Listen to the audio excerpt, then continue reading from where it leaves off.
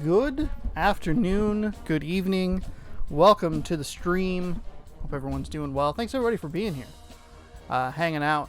I'm dressed for the part today. I got this shirt. It's a jersey. It's a Popsick jersey. I can't.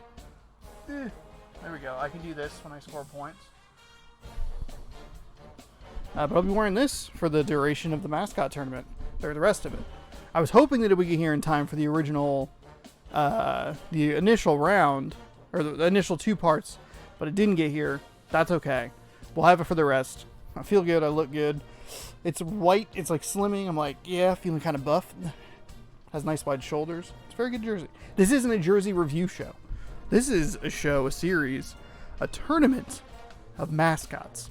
And today is day number 3, and we have 8 matchups for you. I did not put the correct one up. Hang on. Remove day 2. Here we go. Day number 3 is what we're looking at today, so you can see right above me. I picked the right hand this time. It is my literal right hand. You can see today's matchups. Today's matchups include highlights like Northwestern playing. They're a very well-loved team. Obviously, we have this matchup of Yosemite Sam wannabes. We'll name that champion, which we'll talk more about here in just a moment. We have Missouri. We have Clemson. We have LSU, we have Nebraska, we have Buck Bumble himself, we have, I realized that, it's not Weber State, it's Weber State. So Weber State, they're ugly. And, we have the Temple Owls, who have never won. So let's get going here. I don't even have my headphones on. Sorry I'm late. I apologize for being so late. Went down to my mom's to pick this up. Stayed a little longer than I thought I would, which is good. Talk to your moms. Love your moms, okay? All right? All right. Okay. 8 games here. Let's get some water again. Even though I feel like I'm talking like I've had nothing but caffeine today. I had a Pepsi. I had a Pepsi. I bought the stupidest can I have ever bought in my life. Can of Pepsi. All right.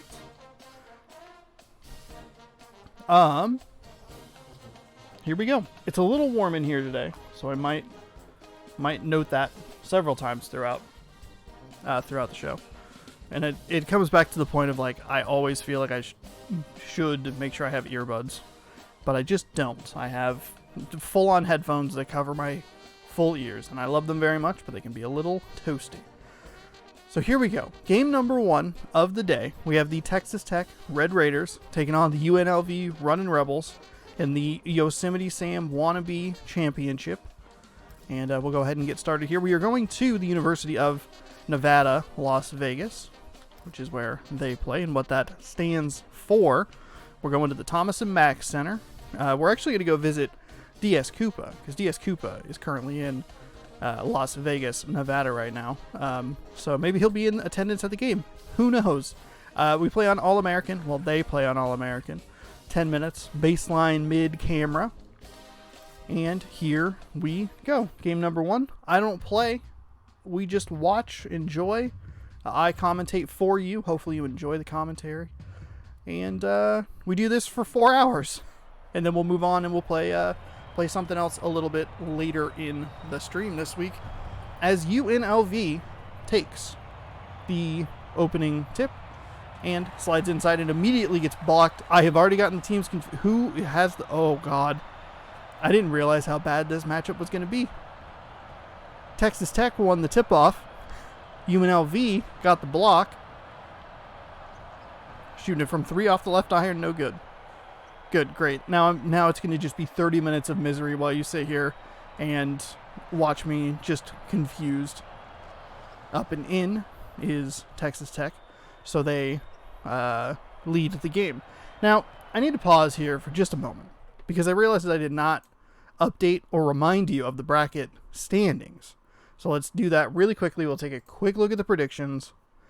They haven't changed. This is just a reminder. The Beeb is in first with 9. Redneck Girl is in second with 8. I am in second with 8. Harper is in third with 7. And It's a Guessing Game is in fifth with 3. So that gets us all caught up on that. I should have known that I was going to skip something. Here we go. I wanted to make sure that I could do that.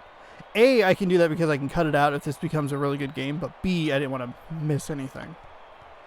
Because Lord knows, when games are close and games are tight, I get unbelievably distracted and spend a large chunk of time talking about nothing relevant to the game.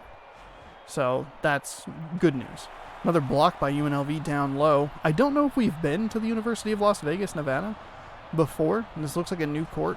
I should probably do that for the next tournament, is make sure every team has had a home game at this point, because the next one will be the 5th one of these that we've done. So, yeah. Double check that. A blowout book is around here somewhere, I think. I don't have a pen. Everything's a mess here today to start this tournament. Hopefully I can acclimate to this room a little bit. Deep into the shot clock. UNLV ties it up at 2 apiece. And a nice steal right at the midcourt line. Surprisingly, it didn't go as a backcourt violation.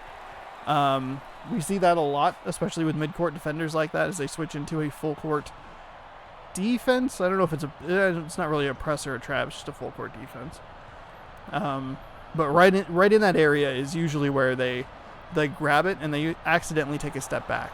Another steal by UNLV. UNLV has had tremendous defense here in the first couple of minutes, and that defense has responded with good defense on the Texas Tech end with a nice block there. Several blocks for UNLV, several steals for UNLV. I was looking at the wrong Texas Tech player, and I was like, he definitely went out of bounds, but the game didn't call it. He didn't have the ball. There's that kind of weird play where it could be out of bounds, could be a defensive foul. In this case, it was a defensive foul. And Texas Tech continues the trend of missing free throws. Missing free throws. So 4-3 here.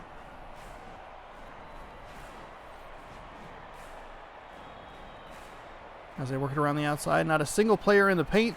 Makes a move around the left side and drains it. So UNLV now. I said it wrong once. It's all over. I'm not going to be able to get it for the rest of the game. That's a defensive foul. Second team foul. And back-to-back fouls on shots. Back-to-back possessions, I should say, for the Red. Nope, for UNLV. As the Red Raiders are only 2 of 4 from the line. Game theoretically could be tied with a couple more made free throws. Instead, they're down 2. Little hook shot short off that left iron. UNLV. Oh, Red Raiders had a guy on the left. It didn't matter when you jam it down home like that. Jam it home, down home? We're going to go down home jamming. Anybody say down home? Down home cooking? No. It's a 3. And we have our first 6-9 game of the day. Nice. This is a very slow-paced game so far. But I would argue that this has been very good defense rather than bad offense. Steals and blocks would lead me to say a good defensive game rather than like, man, oh my goodness, another right on cue. Thank you, UNLV. Oh God, your eyes. Just keep the bill of that hat. Oh dear God.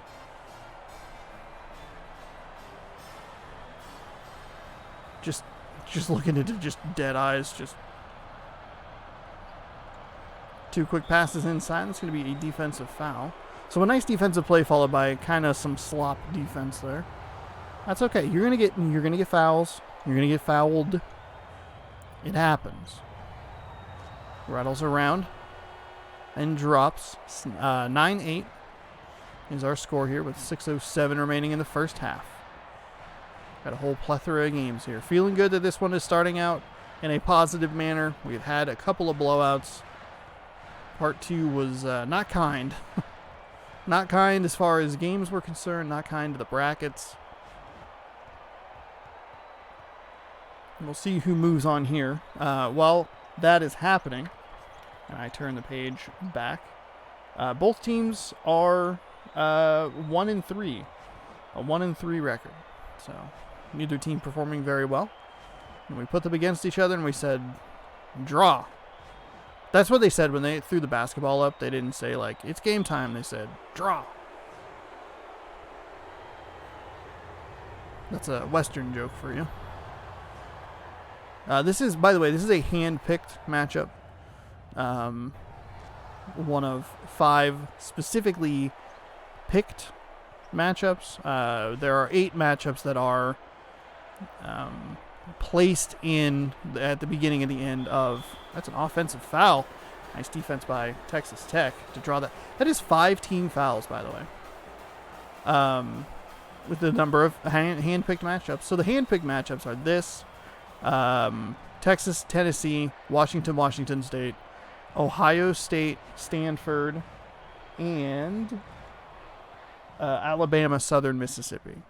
The other 3 matchups that either began or end were Northwestern, Syracuse, and Ohio. Those 3 matchups were just generated by the random list generator. I just placed them to hopefully entice you to come into the first game of the stream, but also to stick around and see a popular team at the end of the stream as well. So hopefully that works. 2 quick passes inside. Texas Tech, by the way, up by 3. What'd I say? Tight game? I'm not even talking about it. 14-11. We're going to really need to keep an eye on the UNLV fouls. At 7, you get a 1-and-1. At 10, you get 2. It's rare that they hit that number in the first half.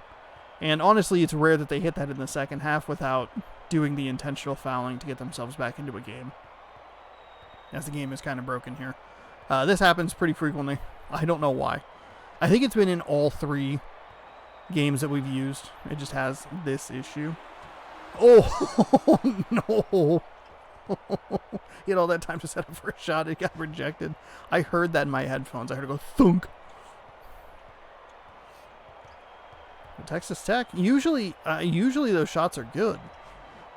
They wait until it's about 3 seconds on the shot clock, and then whatever is written into the code overtakes, and they do a good job at making sure that a shot gets up, so, you know, it's not always a shot clock violation. But it is pretty consistently a made shot. Nice defense there by UNLV to cause some contact and force a miss.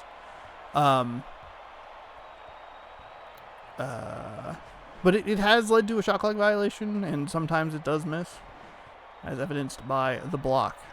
Still 14-11, by the way. Good defensive game here. Even the quick passes inside, but those usually are pretty effective. Still getting contact, getting through the contact and dropping for 2. Third shot, or free throw, makes it a 3-point play. And Texas Tech, now with a 6-point lead, conveniently, the number of fouls that UNLV has as a team. Excellent save, Sean. So we'll have to keep an eye on that. I have a hard time believing that they're going to make it to the next 3 minutes without fouling. So Texas Tech, anytime they get fouled at this point, they will go to the line regardless. It could be something as simple as a reach-in. That we don't see a lot of reach-in fouls. It also could be on the offensive end as well. As UNLV, by the way, nails a 3 up over the defender, rattles around and drops. For a minute there, it kind of looked like both offenses were picking up, but Texas Tech's has. UNLV's not great. UNLV, a couple of shots at the rim, keeping within striking distance. 19-16. Can't let them get too far ahead. Almost a steal there. Had a pretty good run on the defender there, but elected not to do anything about it. Backing out to 3. All of a sudden, a lot of people in the paint. All of a sudden, no one in the paint. Why are you here? I'm here. You're here. We got to go away. Nice block by UNLV. But they can't get the loose ball. And unfortunately, that means that Texas Tech will push their lead back to 5. 21-16 here. 1:41 remaining first half. There's a guy wide open in the corner for 3, but they elected not to use it. If you're getting double teamed, there's someone open somewhere else.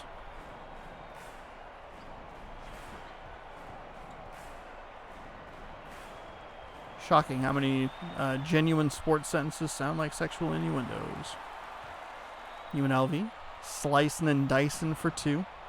Now down 3. They're working with this full court defense, but it's not doing anything. They're not doing anything with it. They're just running defenders with the Texas Tech players for seemingly no reason. They're not really working with a trap. They're not really contesting it all that much. As a 3-pointer is missed after the attempted steal from UNLV. So here we go. Under a minute to go in the first half. Texas Tech up 3-2. Quick passes. Hook shot no good. Texas Tech comes away with a rebound. UNLV taking a play that's usually pretty effective and not doing anything with it.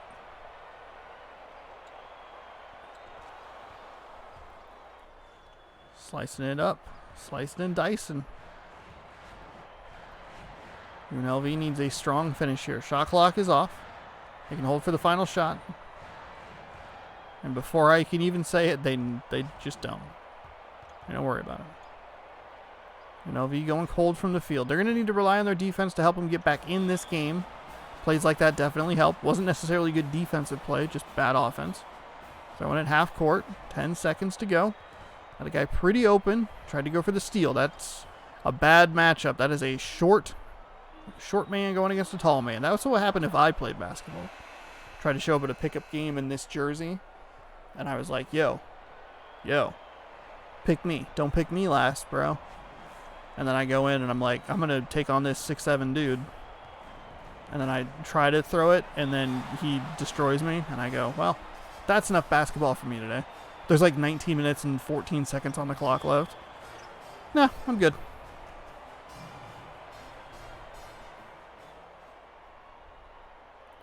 Shot up and good. So 25-21. 3-point play is completed by the UNLV Runnin' Rebels, which is their actual name.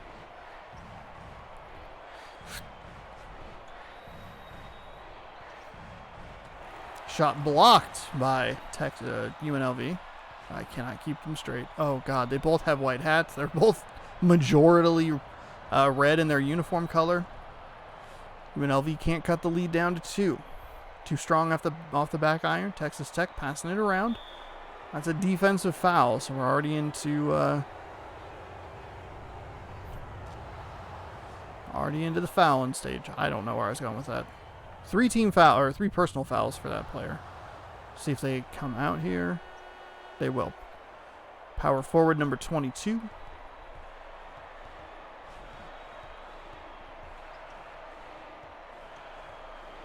Ball stripped away. Texas Tech can't come away with it. Also, not a backcourt violation. You had a guy wide open. That's a defensive foul. That looked like a reach-in, which I'm surprised to see at this stage in the game. Nobody in the... That's a 3. I was going to say, nobody in the paint. That's a tip in, no good. Texas Tech comes away with the rebound. That's another offensive foul. Texas Tech is already up to 3 team fouls here in the second half, and the half is young.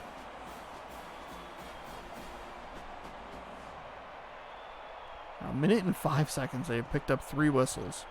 A couple offensive fouls here. That's a nice change of pace. That's another foul, but another time where a very small UNLV player is trying to take it to a very tall Texas Tech player, and it doesn't usually end well. This time it did, because it led to 2 points from the free throw stripe. So 27-23.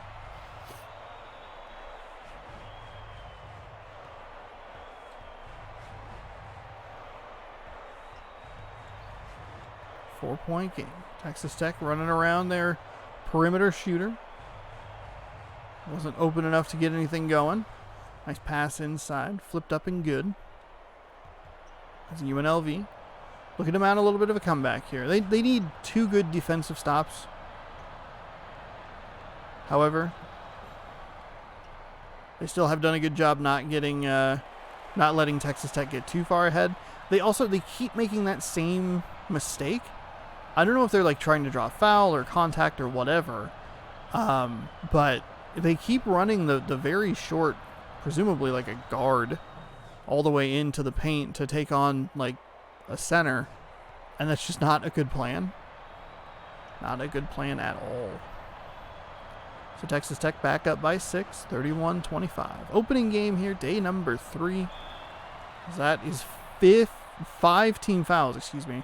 I skipped a word there and it threw me off. 5 team fouls in 2 minutes and 50 seconds. Who did that happen to last time? Back in March, there was a team that had a ton of fouls racked up pretty early in the first half. They had a lot of trouble in that game. It's inside. UNLV is going to be grateful that they're getting to the line as consistently as they are. A 33-27 game. They're still only down 6. But they haven't had great offensive possessions here. They also elected not to take a 3 there. Taking a 3 here. It's off the right iron. No good. Defensive rebound, Texas Tech. Almost stripped away. Loose ball picked up by Texas Tech. He's going to step out of bounds. Barely, but I guess it was there.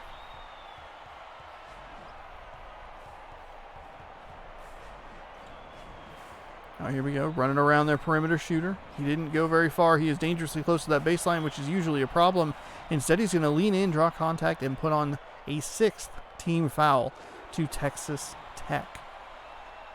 Oh my goodness. What is their plan? We may genuinely have foul trouble for a team here, as they have picked up 6 in about 3 minutes. I don't know if we've ever seen a player foul out.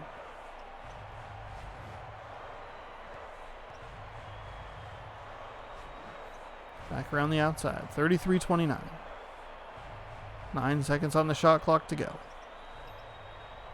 It puts that 9 up in the bottom right corner so early. 3 seconds left. Bricked it off the right iron. UNLV, opportunity to cut this in half. Strip the ball away, and they actually got it. So Texas Tech makes a great defensive play there. UNLV not able to take advantage of the miss. Work it up the floor. 4 minutes gone. 4 minutes are gone in this half. So many whistles are ruining the pace of this game.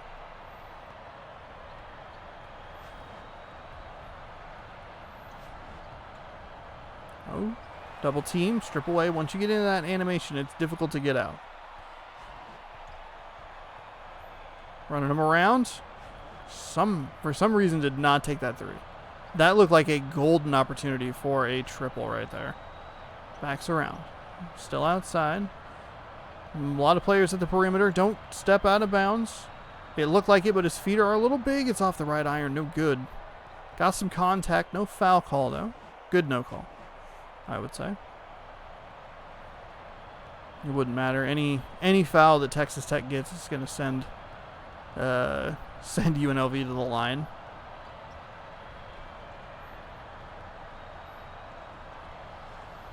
Couple of point blank shots they just can't get in. So Texas Tech up 4. Makes UNLV take a timeout. A substitution coming into play here. Kind of a mess, look like coming out of the huddle there. Again, the game just doesn't teleport the characters. It actually like runs them on and off the court, which is weird. Usually the ball man throws it in too soon, and it kind of ends up with messes like that. It also can end up in turnovers if it's on the sideline instead of on the baseline. Pretty sure that was a 2. It doesn't really matter because it didn't go in. What? That man said, I don't want this ball. Shot up and good. Only the 2nd team foul for UNLV in this half. A far cry from the roughly 73 that they had in the last half.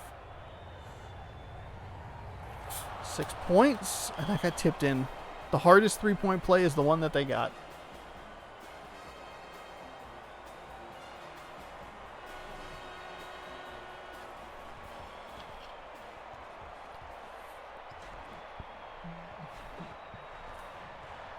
Miss one, make another.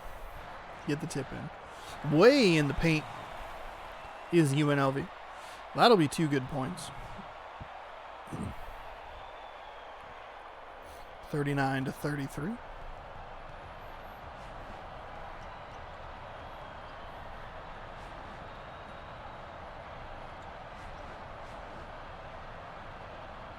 2 passes inside, flipped up, and good. So with under 4 to go here, 8-point game. UNLV slowly falling further and further behind. Flip shot is up and good. It was between a 4 and a 6-point lead. Now it's between a 6 and an 8-point lead. Their defense has let them down here in the second half. They had a really strong start. They did rack up a bunch of fouls, as we see a foul right there, right on cue. Thank you, UNLV. That's a wide open jump shot. You can't leave them open for that. But I guess I'd rather take the fouls and that issue instead of... Like, I would take the good, which was a lot of steals and blocks, with the bunch of fouls, if it means keeping me in this game a little bit more. Offensive rebound. Flip shot, no good. Offensive rebound again. Flip shot, no good. Defensive rebound. So that went off the back iron, the right iron, the left iron, but just wouldn't touch the nylon. And with under 3 to go, it is still an 8-point game. Kind of just assumed that was going to go there. Wide open. And the contact is foul number 7. So anything will put UNLV on the line. To Texas Tech's credit, they did go 4 minutes without fouling anyone. Small guard, or shooting guard, number 4, whoever just got subbed out, may actually be in some foul trouble.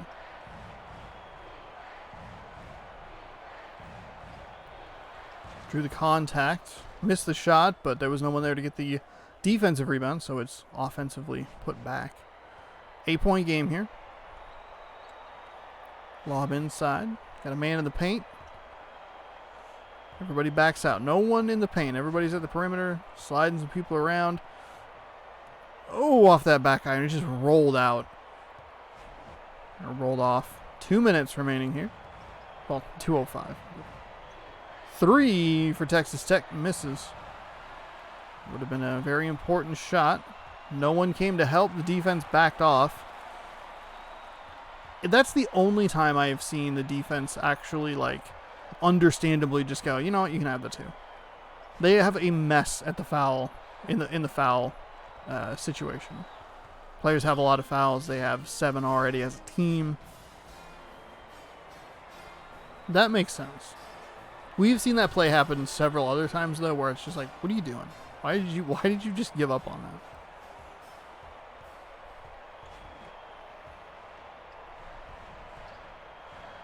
Working the ball around. Out of bounds. It's still UNLV ball. Unfortunately, the scoreboard in the corner. 3 for UNLV is good. Rolled around, but finally did drop. The scoreboard doesn't disappear in this game like it does in other games, specifically the hockey game. NHL is what it's called.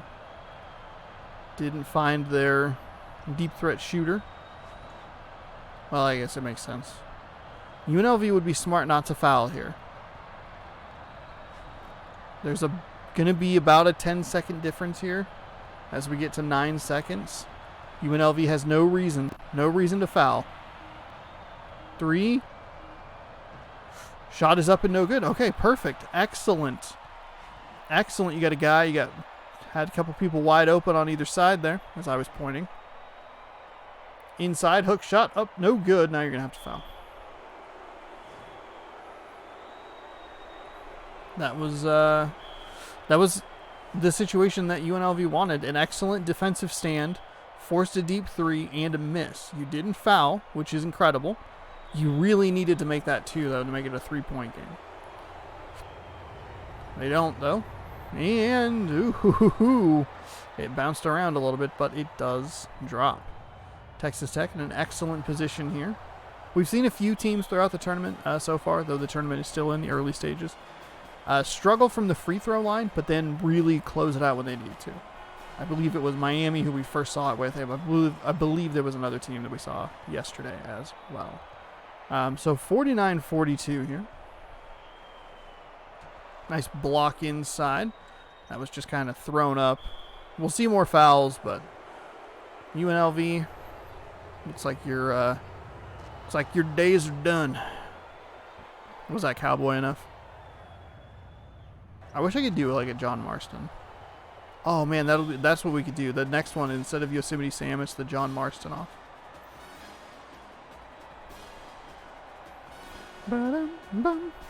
I did install Red Dead Redemption 2, and Red Dead Redemption Undead Nightmare onto my Xbox One. Because it's almost Halloween time, and Undead Nightmare is like the single best piece of DLC ever released. I feel like there's another one that's really good that I love, but I don't remember. Oh, it's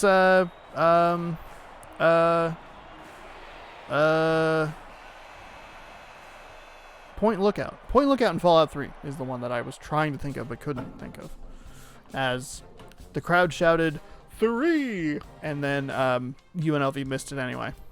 UNLV is going home. Kind of a dud of a second half, honestly. UNLV had a strong start, at least defensively. Kept him in the game for a while. So, there you go. The number 1 Yosemite Sam impersonator is the Texas Tech Red Raiders, winning by a score of 51-42. We'll push them on through, and the Texas Tech Red Raiders, will have to remain on the road as they will take on the winner of our next game, Missouri and Clemson. Clemson has the really good picture. This might need to be the thumbnail game. Where's Missouri? I don't know my alphabet.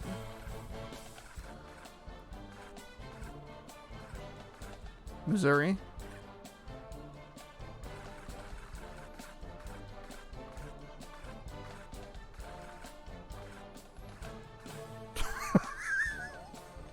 It gets me every time. All right, so here, hang on, hold on. We gotta get a good thumbnail here. I guess I can leave my microphone in front of me. Or I like. There you go. There you go. There you go. We're gonna watch two naked tigers play basketball. I love it so much. Oh my goodness. We're going to Clemson, South Carolina. We're on the hardest difficulty. It is 10-minute halves. And according to the images, I'm oh, the basketball gods were smiling on me when I put this list together. Two naked tigers. Just like it would be in the wild. Tigers don't wear pants. All right. Missouri on the board first. As Clemson comes on up. I'm glad that you think it's funny too. Harper's Ghost. All right.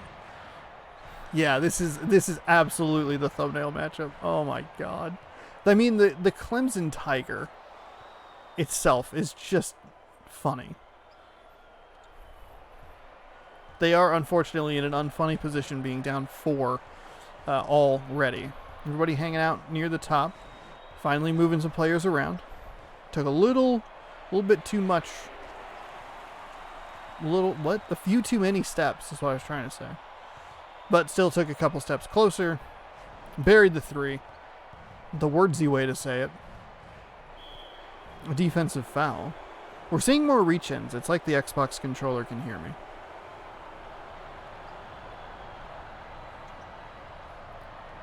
I don't know if Clemson's definitely a football school.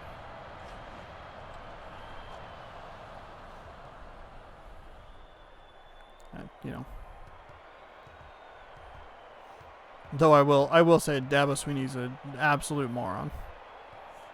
Running around for a 3-point shot again. He'll take it. Off the right iron, no good.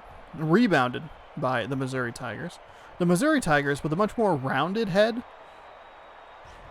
Oh my goodness! If you put Clemson and Memphis together, you could have the Tony the Tiger matchup. Who is the premier Tony the Tiger? I don't know. Probably the one that wore clothes. I think we see Memphis in this round. Oh my goodness. Missouri smashing that block button. Clemson returning to the favor, smashing their block button. Get another fast break, and that's going to lead to a foul. Missed the block. Got all arm there. Clemson going for a three-point play. Those eyes are awful. off the backboard, and it drops. So 9-5. 9-6 now.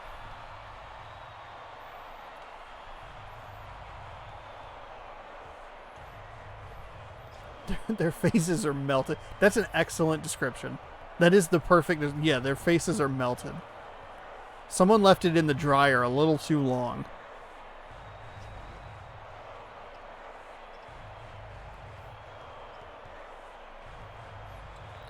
Missouri, working it around. One guy, one-on-one in the paint. Everybody else kind of hanging out near the perimeter. Another destroyed basketball there. 2-on-1 opportunity. Actually, it was more of like a 3-on-1 opportunity. That is a real shame that it ended in no points for Clemson. They had a guy screaming down the right side. I couldn't decide if I wanted to say screaming or streaking. Had a wide open guy. Instead, it leads to no points, and Missouri gets a pretty easy basket. I forgot to tweet at Greg Miller about this game. Shot is up and good. So a 3-point lead here for Clemson. I got confused for a team that's not even in this game.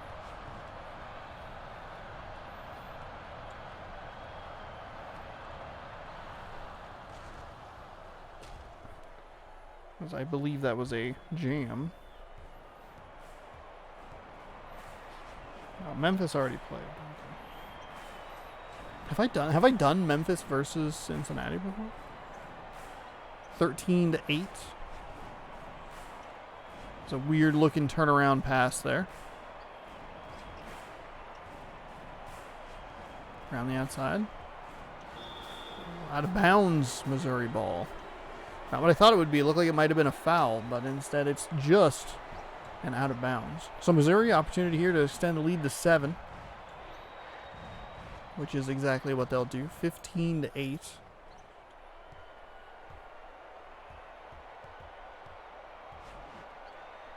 Okay, Memphis won. Beat California. Working through the round of 64 here. We have one more part, which will be tomorrow at about 4. This time I won't be 45 minutes late.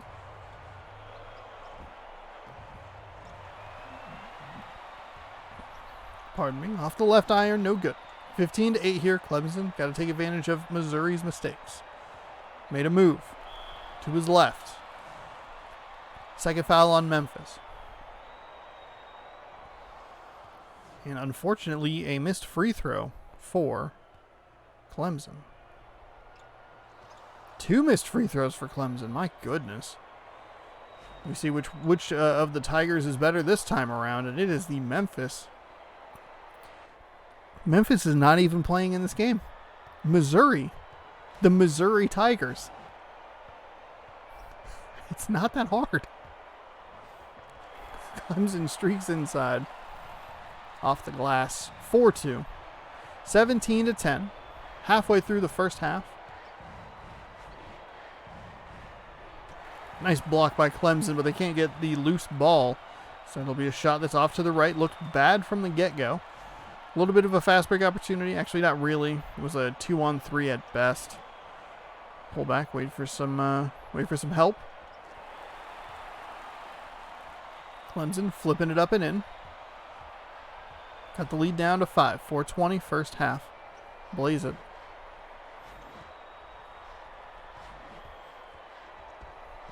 Shot is up. No good. So Clemson here. They can knock it down to 3. 2 if they're bold.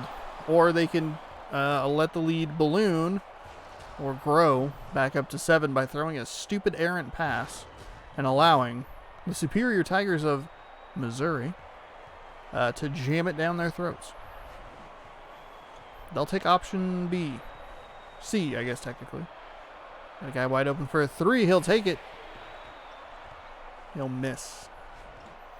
So 19-12. Clemson not looking great here. Cleared out the lane. And Missouri now up 9. Uh-oh. Start looking for that blowout book, ladies and gentlemen. We read the entire prologue. Foul. Up, but no good. Shot is down. 21-13. Second shot good as well. 21-14. Nice steal by Clemson. Out of bounds, Missouri ball. So a wasted opportunity there. Had a good play. Had a good defensive play. Got interrupted by a bad offensive play. Back outside for Missouri. 21-14. Probably scores that these teams are both a little more familiar with. Football scores, a.k.a. I don't really think either of these teams are a basketball school. 3 for Clemson off the right iron. No good.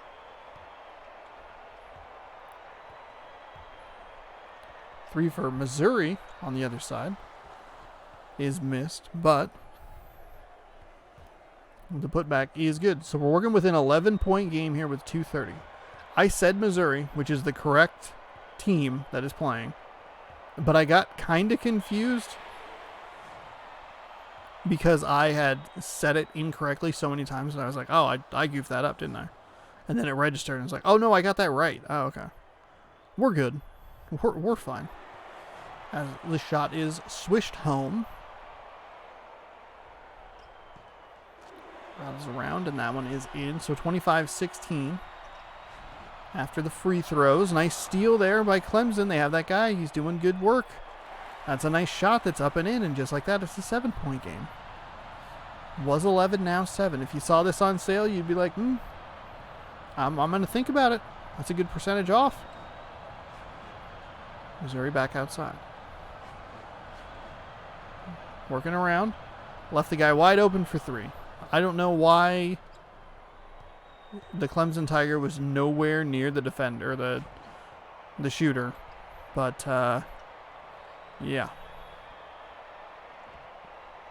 Off the right iron, no good. Clemson got it down to 7, gave up that 3, and now it's not looking good for them. Defense looks a little disorganized. Going to leave an easy bucket on the floor for Missouri. Easy. 1 minute and 30 seconds remaining.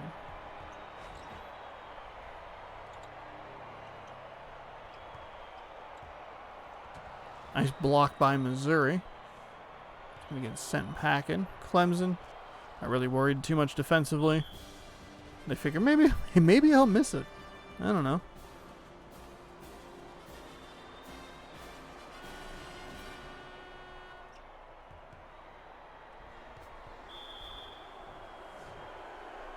Why? You're on your home floor. Big shot from Missouri is missed. Rebound, missed. Second rebound, blocked. All right. 60 seconds, Clemson. Let's get a little momentum going in here. Or get blocked. Your choice. Or you miss a shot. All right. Cool. You know momentum helps when you make it, right? That one Tiger looked very confused. A little alley-oop. Or alley layup. That one goes in. And it is quickly spiraling out of control here with 34 seconds remaining in the first half. We have Missouri all over Clemson. And then a mystery Memphis team that keeps getting mentioned that's not in this game. They beat California in the last round. Spoiler alert, I guess. If for some reason you're watching part 3 before part 2. Which I guess you could. You could actually watch these out of order. Out of bounds. Clemson ball.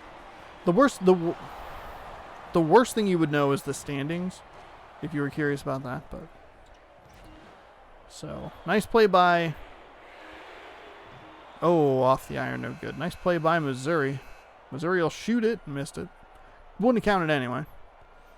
We'll watch them lug off the field. As Clemson down 18, heading on into the second half.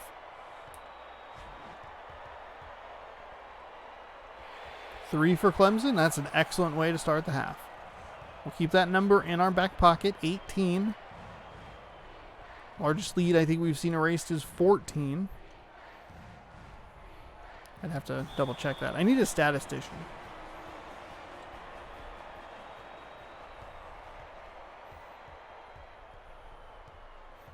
Because I don't know exactly when Ohio's the team that I'm referring to, came back from 14. Another 3 for Clemson, just a step short. I don't exactly know when Ohio started their lead change or when it was at its worst. So I don't know necessarily. It could be a first half, could be a second half lead, could be a difference. Obviously that dictates how much time you have to come back from that. There's another 3 from Clemson. Clemson looking like they're going to live by the 3 or die by the 3. Right now they're living to the tune of cutting the lead down to 14. Good job at making sure that they can't get that extra quick pass in there. 3 from Missouri is off the right iron, and it goes up over the backboard. So that'll be an out-of-bounds turnover. Clemson's just got to chip away here.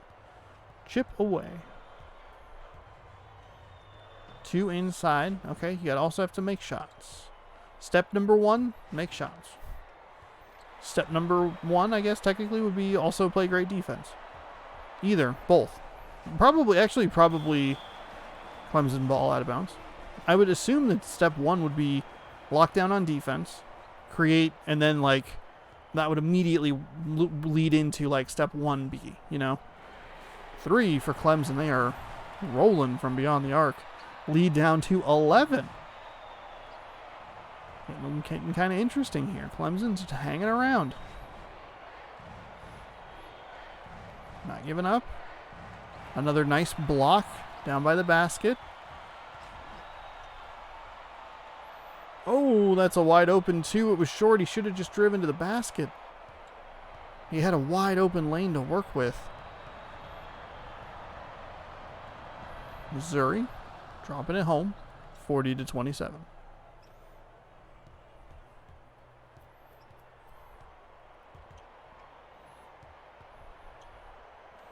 Back outside. Oh, that was a kind of a lazy pass, lob pass. It was very easily stolen. Led to a fast break that Clemson did a great job defending. Off the right iron, it just doesn't drop for them. Another play at the rim. Nothing doing there. So Missouri back up 15.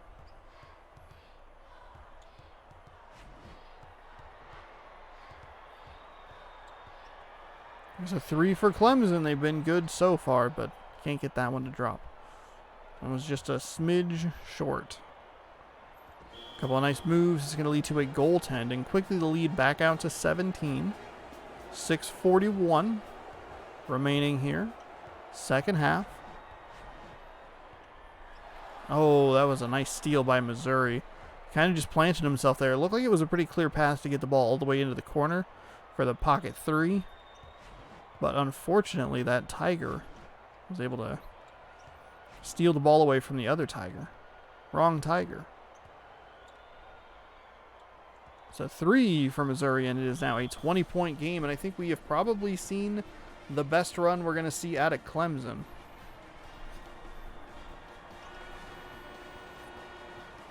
As we work through half number 2. Got it down to as little as 11.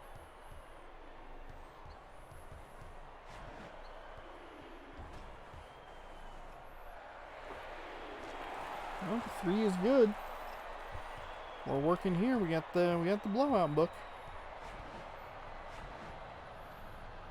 Pretty sure that we read the prologue as it's jammed home.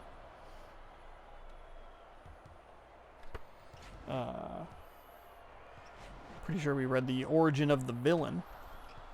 smacked his head singing a song or something. I don't know how people retain information from books.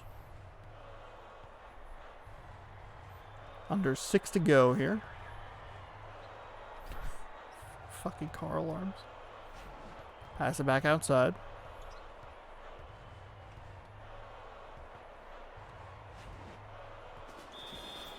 Ball was loose there for a moment.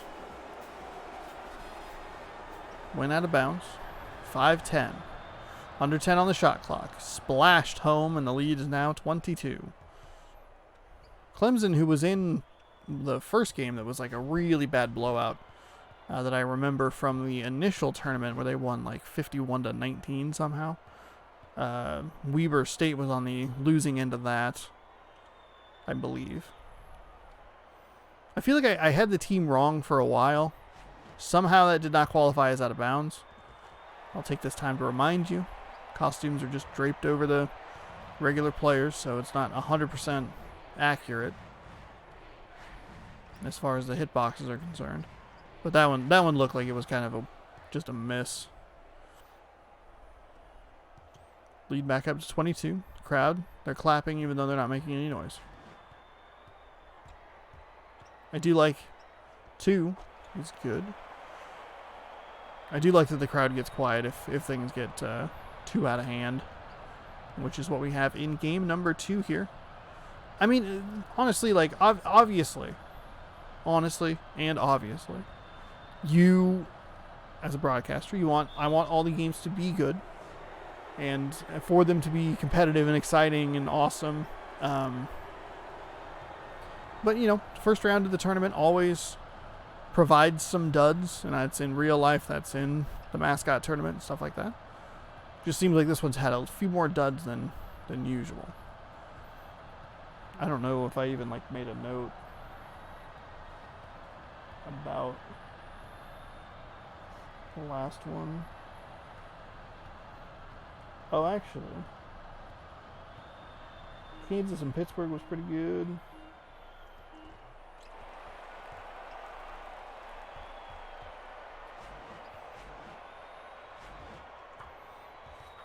So far, we have at least one solid candidate for the best of 5, or the top 5 games. Which I always am like, man, I should do that right when I'm done and it's all fresh in my head, and then I often don't. As a deep 3, needed an extra step on it. As we clip under 3 minutes here. I always wait until like, oh shit, I gotta get these videos up like this week. Oh my gosh. Offensive foul. Clemson will take over the ball. If you're curious, the current plan is to debut March Mascot Madness 3 February 27th, 2021. Because conveniently, March of next year has 4 Saturdays and 4 Sundays. Just like September of this year does, which is awesome. So we can be just every Saturday and every Sunday, got a new installment up on YouTube. If you're watching this live, one part, is up on YouTube right now. Part 2, which I need to upload, I just realized. Part 2 will be up tomorrow. But it's weird. YouTube changed their premiere times, or their like go live times. Previously, you've been able to schedule it pretty much every like 15 minutes all day, starting at like 6 a.m. or whatever. And so I was doing that for the longest time. I was like, everything was debuting at 6 a.m. I switched it to 8 a.m.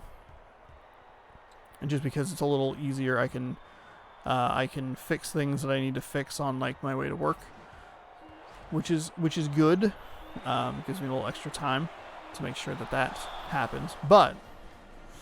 It's going to be a timeout by someone. I would assume Missouri. I don't know if you can call a timeout on defense. I'm not sure. Well, they made the substitution, so it would be them.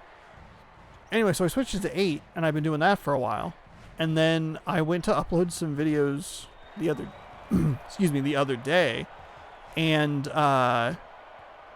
you can only upload it on like at like 8:15 or 8:45, and I was like, oh, that's weird. So videos will probably go live about 8:15 in the morning. So if you're watching this live and you want to watch some more Mascot Madness, one part currently live, one part live tomorrow, and you can check back every Saturday and every Sunday over on YouTube for the complete tournament. Good defense, Clemson. 41 seconds. You got to make up 22 points. Let's go. Here we go. And it looks like the Tony Hawk video will be all right to go up on Monday. It just might not be available in your area, but that's okay. You can use VPNs to maybe watch it. I'm not sure exactly how that works. It's interesting that VPNs are advertising that you can like watch stuff that's not in your area, which I always thought was like kind of like a taboo thing to talk about, I guess. As the final 10 seconds tick away here, Missouri going home, big winners, 58-38. They will await the host, or the, hang on, 58. They will await the Texas Tech Red Raiders. All right. Not the best game. Not terrible. Probably could have broke out the breakout or the blowout book, but that's okay. Bum, bum, bum. Ba-da-da-dum. Ba-da-dum. All right. A quarter of the way done with the games today. Coming up next, we have Utah State taking on LSU.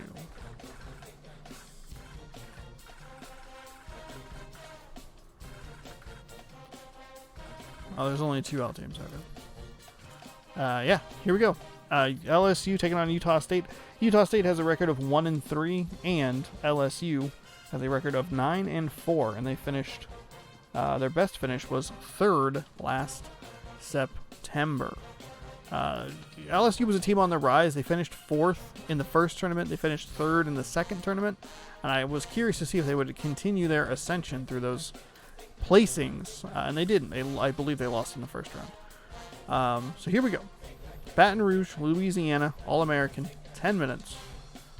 LSU, Utah State. Here we go.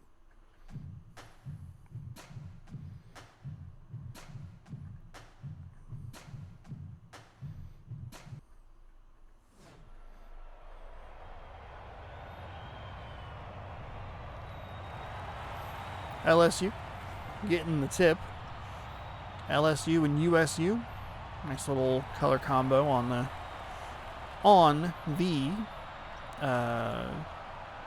scoreboard. LSU Tigers, they played a lot of games. I would assume that we've been here before.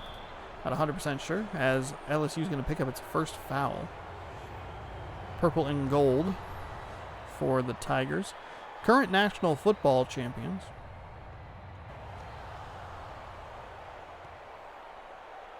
Joe Burrow, quarterback, drafted number 1 overall by the Cincinnati Bengals. Should make for an interesting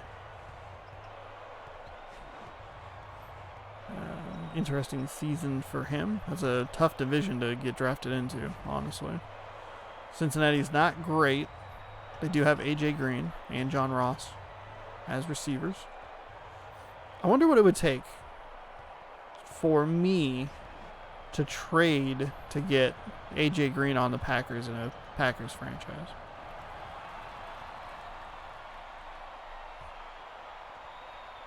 I wonder. He probably commands a lot in return. A.J. Green in Green Bay, though, a natural fit. I don't know if it's a natural fit, but. Bum, bum, bum, bum. Oh, nice block by the Tigers. Another nice block by the Tigers. A couple loose balls picked up by Utah State. And it is 3-2 here, about a minute gone.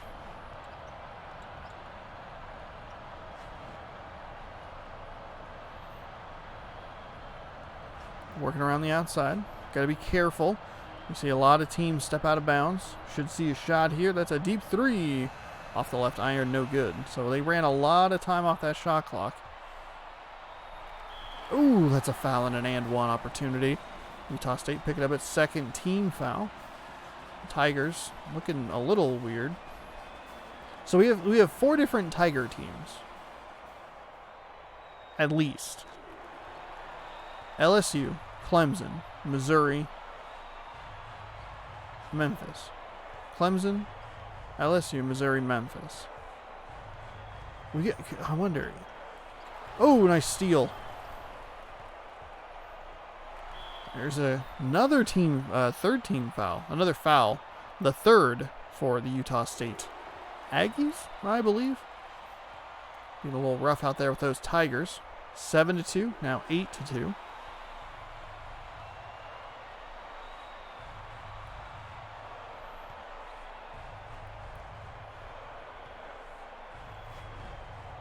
LSU kind of working with a little pressure defense right at the mid-court line. Slowed them down a little bit, but not that much. A couple of number ones here. There's a three. Nothing doing for Utah State. Maybe a little out of their depths here. Early in this game, LSU taking it to the rim. Probably looking for another foul. There was some contact, but probably a good no call. 6-point game here. See if the Tigers go on another run. Has a huge three from Utah State. That makes sense. That did not go back. That was 2 steps too short. Really needed to step into that three, not just catch and shoot. Looks like that's what LSU will try to do. Good defense by Utah State. Back over to the left side. Looking for a three over there. Trying to make a move. Have a defender waiting to come out and help. He does that successfully. Working around the right side. It's going to be out of bounds. Utah State will get the ball back. So we could have... Oh, actually, I'm just kidding. Just kidding. They would have to actually get to the Sweet 16 for another all-Tigers matchup. Naked Tigers versus clothed Tigers. Which is better at basketball? Could see it, but it'll be a little bit. LSU also has to take care of the Utah State Aggies, which they look like they are doing in fine form right now. Up 10-2. As the host worries if he has another blowout. Finally, Utah State breaking the streak there. LSU, for some reason, throwing it way up the court. Back around the outside.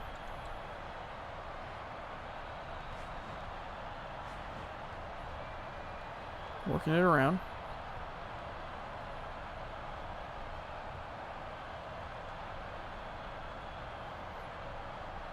Nice steal by Utah State. A little bit of a lob pass that was just easy to get picked off.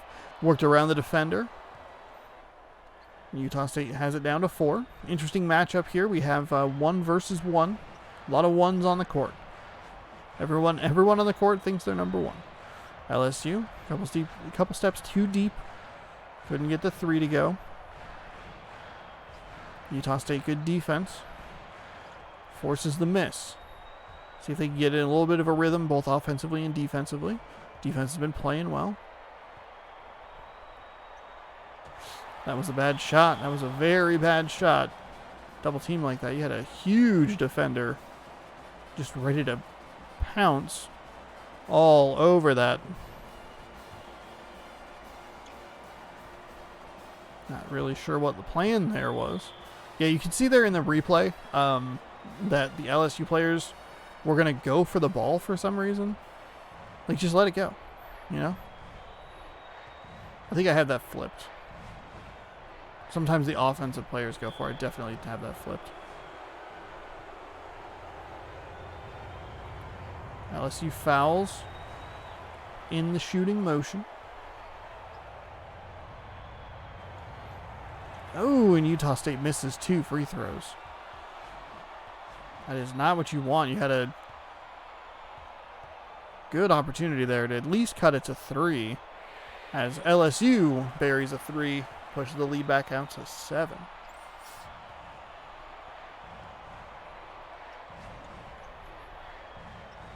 Utah State got a guy in the corner pocket 3. Working around for the 3 again. There's a 3. It's good. That was a weird play. Looked like it just went to the wrong player. That extra pass I thought was going to cost him an opportunity at a good shot. They got a decent shot off, I would say. I mean, it went down, so it's hard to argue, but it is weird when oh boy. The offense makes one extra pass that it does not need to make. That's what I'm trying to say here. Nice steal, though, by Utah State. The shot is up and good. Lead all the way down to 2. Was 7. 3 and a 2. That's 5. We have a 13-11 game. A nice block by Utah State. They could tie. They could take the lead if they so choose.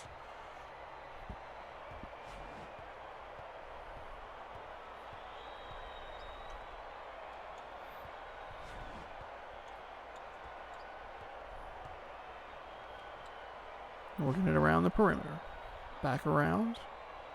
Shot is up, and it is good.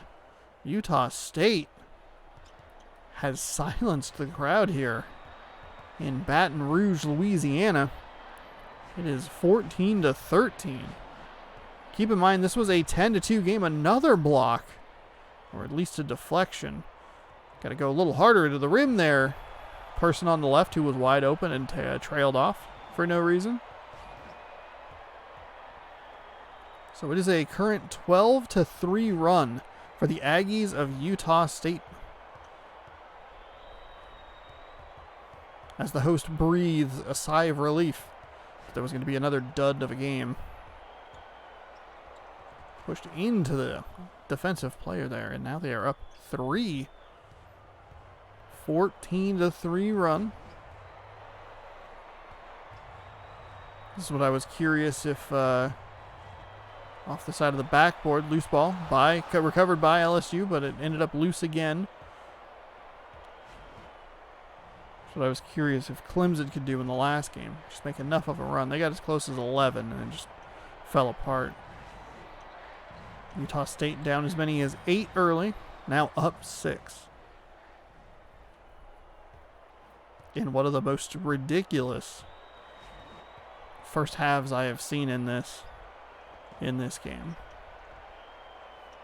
This is kind of like the third place game, Washington State against Oklahoma. I believe it was. Gonna pass it out there. Oklahoma was up dominating at the end of the first half. Granted, shorter half, but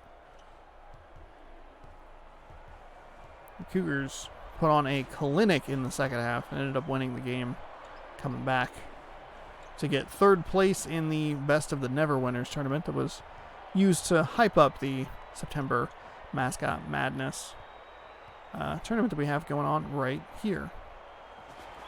Spun around. Utah State, by the way, up 8. They are looking at a 19-3 run. LSU has not done anything over the last couple of minutes. See if maybe they can get a minute and 30 seconds. That was not a bad shot. Not a bad shot. I was going to say, if they can get maybe 2 good defensive possessions here and 1 bucket maybe, 21-3 run. Oh my goodness. They've been stuck at that unlucky 13 for a while. It's off the side of the backboard again for LSU. Just a step too far inside. Utah State pulls back, resetting some offensive players and pieces here. Nice steal by LSU.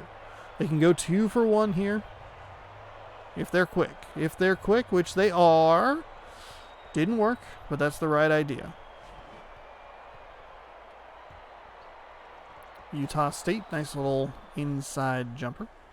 And it is 25-13. Now the host is worried on the flip side about, is this going to be a blowout? Maybe we'll see LSU make an incredible comeback here in the second half. They do not have to take a shot here. Shot clock is off, so they can hold for the final. Instead, they'll take a nice move inside. They'll finally get off that number 13. It was very unlucky for them. Utah State being probably a little too aggressive. The other players still have to run up the court here. 3 seconds. Through traffic. Swishes it home. LSU tries to get it, but the clock was still running. You wonder if you take a timeout there, if you're LSU. As Utah State nearly ran the ball out of bounds on the inbound of the second half. 12-point game here at the half. Utah State is going to step out of bounds. That's the play, the style of play I was referring to earlier, but I did get it flipped. The offensive player that had the ball blocked cleanly, obviously last touched by the defensive team as LSU buries a three. If for whatever reason the offensive player runs out to go try and throw it back in or get it or whatever and touches it and it ends up in a weird turnover that shouldn't have happened in the first place. LSU, though, takes advantage. Lead down to 7 now. 27-20. See what the next 9 minutes and 5 seconds have for us. Really interesting first half. LSU dominating early. Utah State coming all the way back. Getting as much as a 15-point lead? 14-point lead?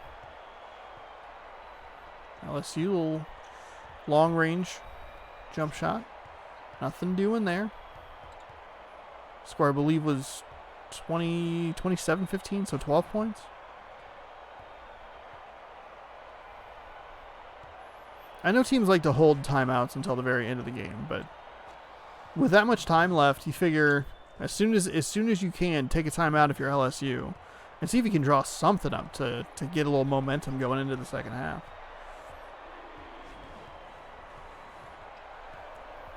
(32-20), 12-point game. That's a big three from LSU, and it is switched home down to 9. Curious what Utah State's going to do here. Do they keep being super aggressive? Do they play to win? Do they kind of maybe see if they can just hold off LSU? That's a nice aggressive play under the basket. Hopefully you see him keep shooting. Just keep going for it. Knock off a pretty powerful team in the first 2 tournaments.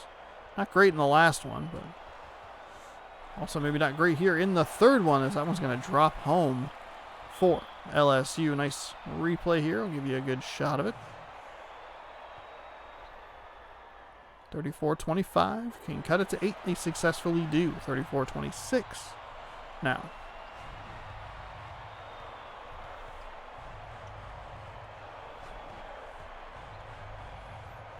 LSU, excellent defense, forces Utah State into a mistake. Just throwing the ball out of bounds. Got a guy right behind you. Working around the outside. You got a lot of people all kind of jumbled there. Spread it out a little bit. Shot is up and good. LSU's cut it to 6. This is kind of a Louisville, South Carolina game that we have this time around. Big leads by both teams. Cut down. Maybe not the most exciting game, but definitely a game that showed what was to come in the last tournament with some big leads erased. Some fantastic finishes. Shot up, shot good. So LSU's cut it down to 6.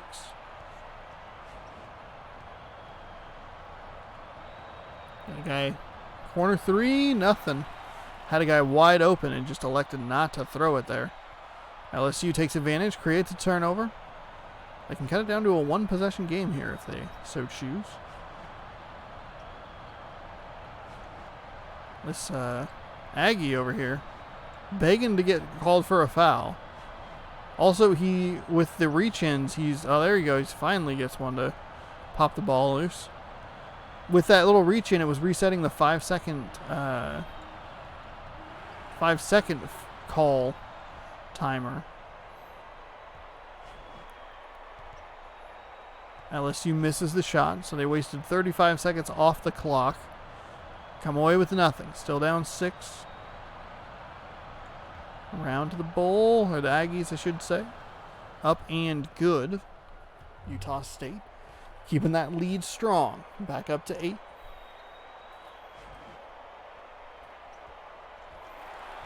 LSU working inside.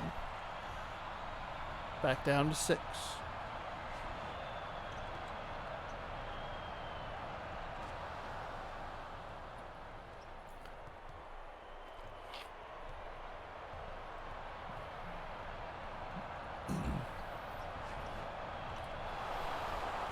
Stolen away. LSU just isn't getting the... Oh, out of bounds. Isn't getting consistency. They need some back-to-back buckets here. They need a couple stretches of 2 out of 3 going down. Not this every other one situation. 2 solid stops, couple threes, and you're looking at a tie game. There's a solid stop. You don't have to take a 3. We'll reset here. Looking for some help. Utah State going a little cold from the field. LSU knocks it down. 4 points. Under 5 to go here in the second half. Shaping up to be a fantastic finish, I hope. Sigh of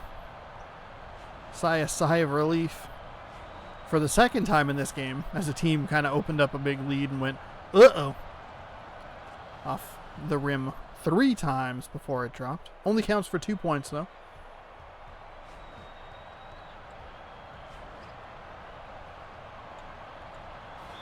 Ooh, we stepped right out of bounds. Just got him just a little bit. Oh my goodness, he turned it over. He threw that to no one. There was not an Aggie to get that ball, like anywhere really all that close. LSU doesn't take advantage of the turnover. Both teams need to settle down a little bit here. Aggies pull it back. Working around for a 3. That's up and it's good. The lead pushed out to 9.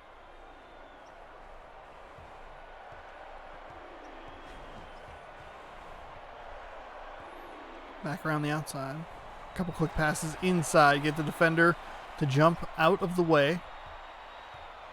Not really a contest. He was behind the backboard. 45-38. Shot up, no good. LSU, excellent defensive possession there. 2-on-4, so good idea to just kind of pull back. Don't really worry about it. You got 3 guys on you. Ball gets stripped away. LSU, you gotta put it together consistently. The guy on the left side open. That one's gonna get blocked. Utah State gets the rebound, or gets the loose ball. Excuse me. Shot is missed. Under 3 to go. LSU is.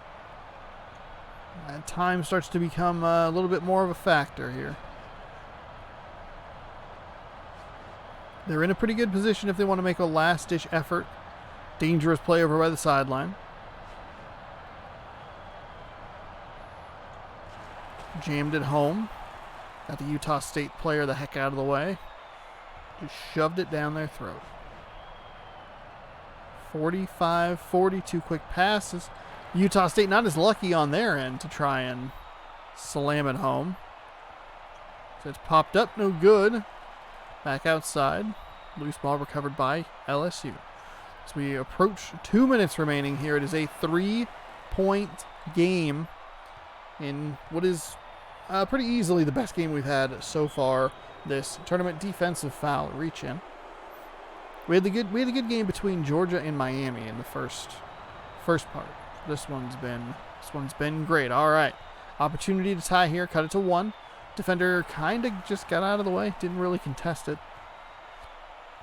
So that'll make it nice and easy. And that's stolen away. A little lob pass just got grabbed by LSU. The Tigers wanted it more. Utah State falling apart here with a nice block there. Out of bounds. Utah State ball. Or LSU ball. Excuse me. I was looking right at the Aggie. There. My bad. Couple passes inside. Pass back out. It's a 3 for LSU. It's no good, but the tip in also does not go. Utah State leads 45-44. 1:15 remaining second half. LSU does not need to foul. They need to play real good defense here. That accounts. That works. That works. That works as well. Utah State's going to have to take a timeout. Utah State up as many as 12. Struggling in this second half.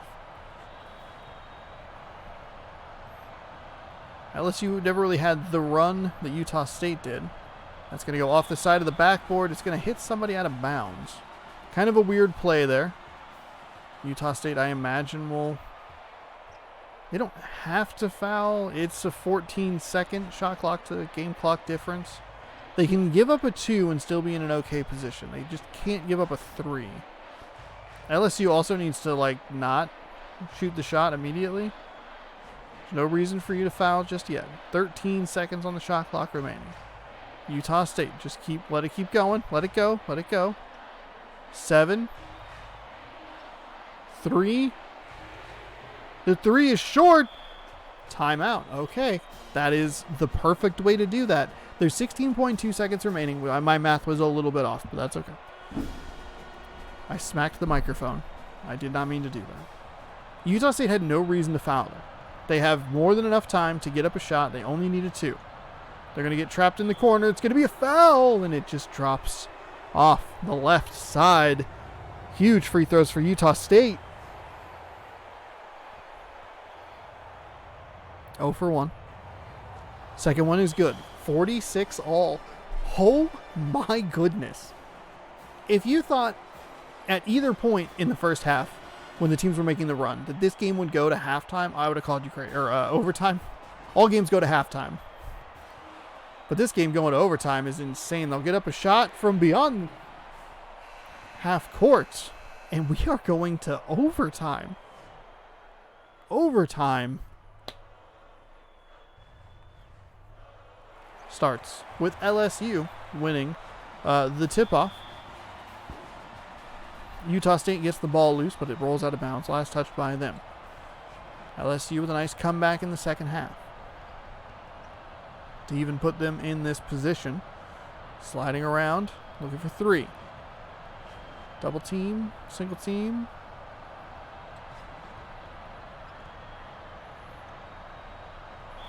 That's going to be a defensive foul. So, LSU go to the line, shoot 2. First one's good. Second one is good. That's not the points you want to give up in overtime if you're Utah State.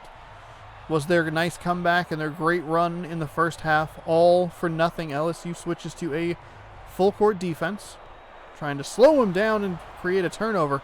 It works. They were getting low on the 10 seconds to half court. 3 is no good by LSU. Utah State now on a fast break. Passes over to his right.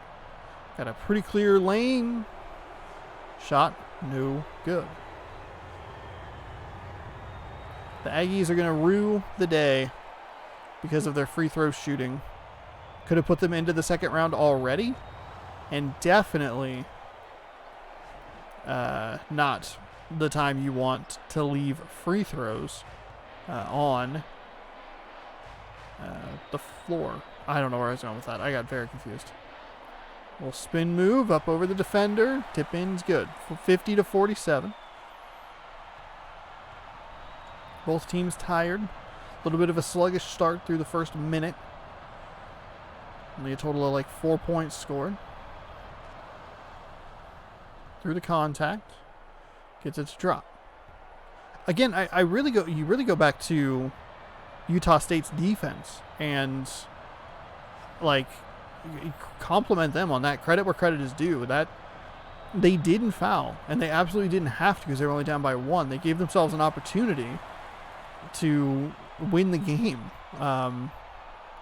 Granted, part of it has to go to the missed 3-point attempt, but still, that's a gutsy call. It's a gutsy thing to run, and I'm glad that they didn't waste all that time off the clock and then fall into like, we're just gonna foul him and we'll put him on the line and see what happens. Working it around, got a switch. There's a mismatch inside. I'll take advantage of that mismatch. Rotate between a 3-point lead and 1-point lead. LSU now up 3. I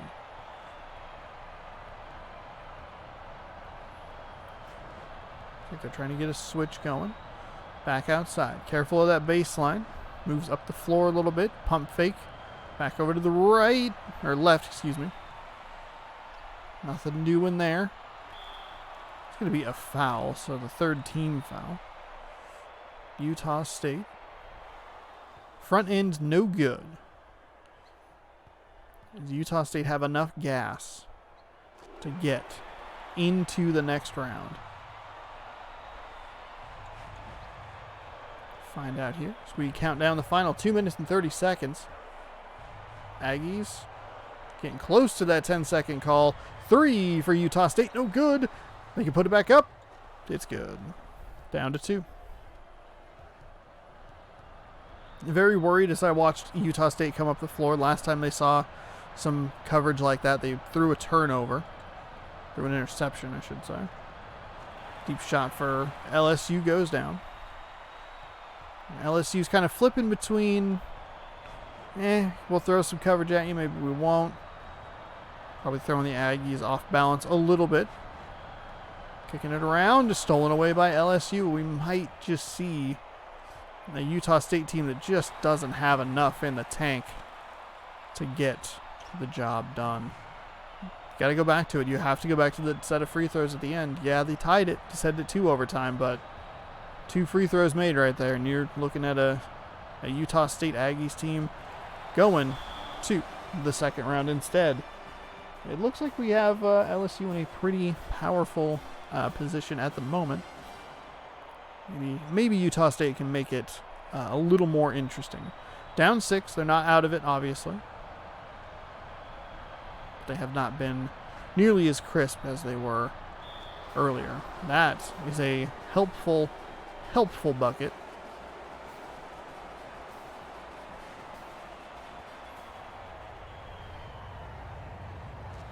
That is a helpful free throw. So down to 3, 1:23 remaining. We'll see Utah State work with a little bit of a full court. Just kind of slow them down a little bit. 1-on-1. Unfortunately, that's what that does. It leaves too easy of a bucket on the LSU side. So lead back up to 5. Utah State.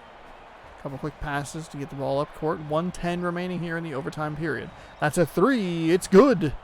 Excellent. Excellent. As a host, you just want to see good games. Not necessarily pulling for anyone, but sometimes I think we've already had an overtime game that was like kind of a dud. Like very anticlimactic. See if we can get some get a climactic overtime period here. That's a putback that Utah State did not want to see. Nice play by LSU to put them back up 4. Utah State will take a timeout. They're down to 3. LSU is going to work with a full court defense. Nice move by Utah State. Kind of a floaty pass out there. Back around. Got a guy kind of open for a 3. LSU tried to get the ball. Poked it away. Nothing doing. Mid-range. Got it to go. 63-61. Utah State, unfortunately, is going to have to foul. I don't know if I would have fouled exactly when they got the ball. Try and force them maybe to go up court. Maybe try and bait them into a turnover. You are starting to play with too few seconds left on the clock.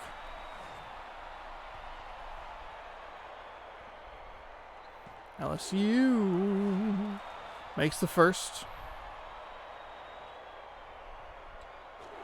And the second. So we'll see a timeout here. I believe Utah State has 2 left. That's correct. 2 timeouts left. They need a 3.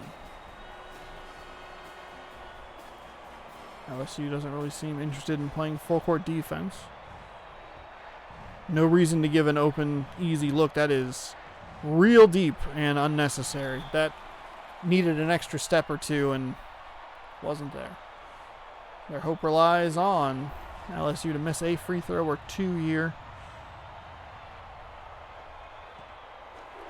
That one will drop. And this will most likely just go ahead and push LSU into the second round. So, a furious comeback and a nice lead for Utah State. So one of the better games we've seen, one of the more interesting games we've seen, as Utah State goes ahead and just throws it away.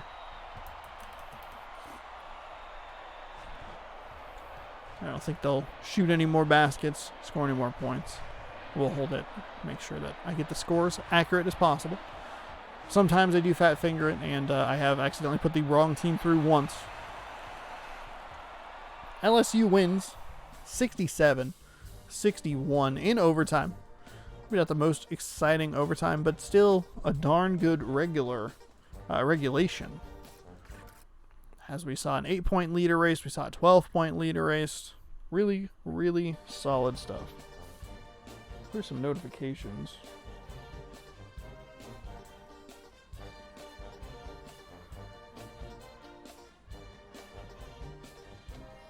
Off of my phone. Getting a lot of sports notifications. It's cut down day in the NFL, so obviously they're like, you care about all of this, right?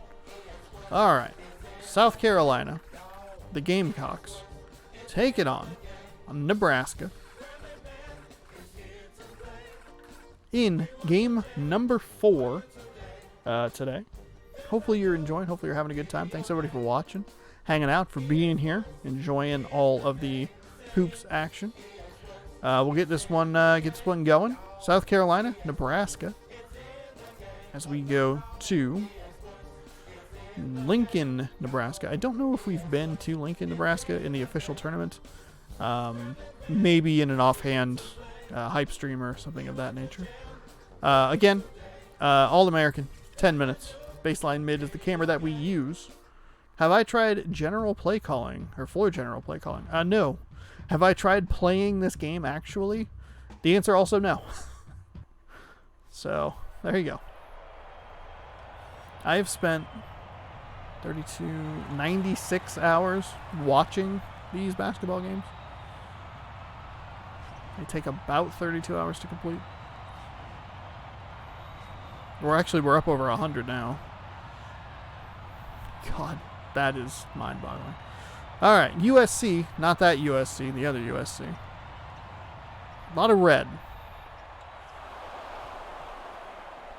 This is a big red matchup. Just gargantuan goofus going on here. USC with a nice steal. South Carolina, that is. Turning it into an easy basket on their end. Nebraska. A little red here. A team that I should probably just sub out because it is so awful. Now has the lead with that nice 3-point play. 3-point shot, I should say. We want to jam for you today. Wow.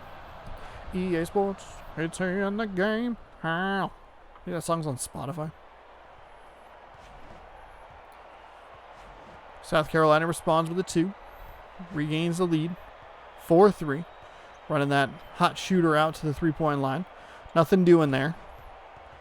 This looks like the just biggest mess ever. These mascots are so big. Everything looks extra cluttered. Nebraska with a nice shot there. 5-4.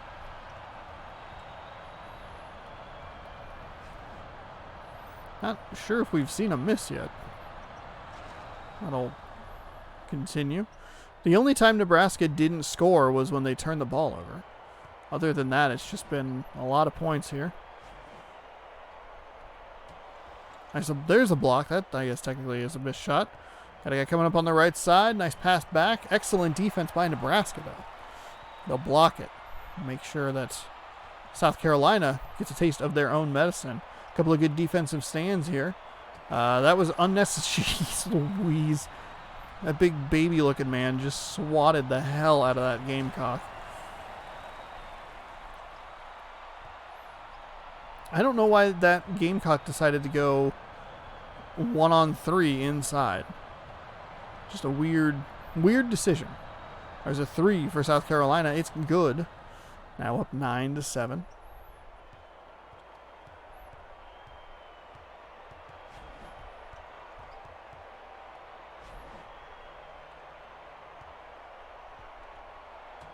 Oh, nice. That was right at the peak. Almost a goaltend, but instead just a great block. Nebraska did come away with the loose ball. Missed shot, though. Pass over to the right. Double team under the basket. Nebraska's playing great defense down low. The difference is a 3 from South Carolina. Now, the difference is nothing. It is an even 9-9 game. 3 minutes into the first half of the fourth game today. Going pretty well. I say it pretty frequently, so forgive my repetition, but the pacing in this game is fantastic.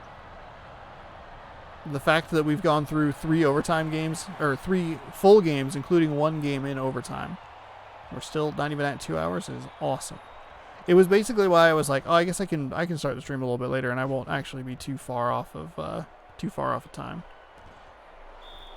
So foul is called on number 21. First personal, first team foul. And the first missed free throw for South Carolina. It's the first made, so 1 for 2 from the line. So 10-9. Got into that double team animation that usually results in a steal. It's a nice easy layup for South Carolina. And that will make it a 3-point lead for them. South Carolina's defense largely credited, or should be a large portion of the credit given for the lead. I say as they leave a man wide open. The widest of wide open. South Carolina running the skill shooter out to the hot spot. Nothing doing. Looks like he got his own rebound. A couple of loose balls gathered up by the Gamecocks, and it led to a foul. So 2 from the line. That one bounced all over the place. Hit everything but the nylon. So it's 12-11 still. South Carolina now up 2.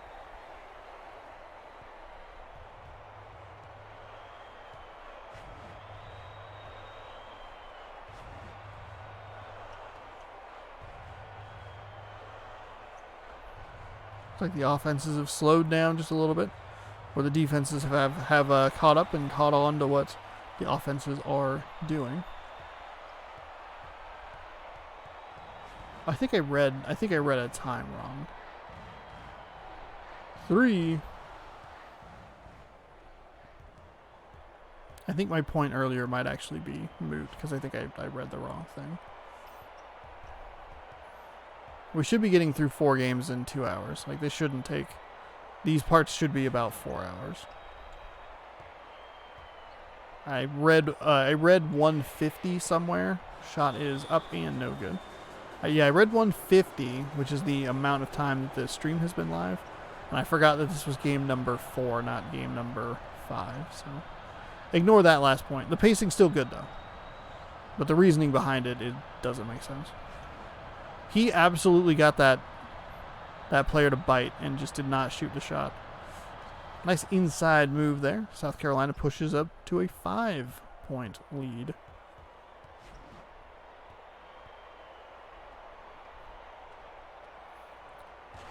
Two quick passes inside, got the defender out of the way and jammed it home. While he is celebrating, South Carolina working with a little bit of pace here, pushing it up to the front court. They'll slow down. Nebraska got it away, but slid out of bounds. Last touched by them. So it'll be 18-15. Little alley layup. Rattles around the rim and drops home for 2. 20-15. 3:36 remaining first half.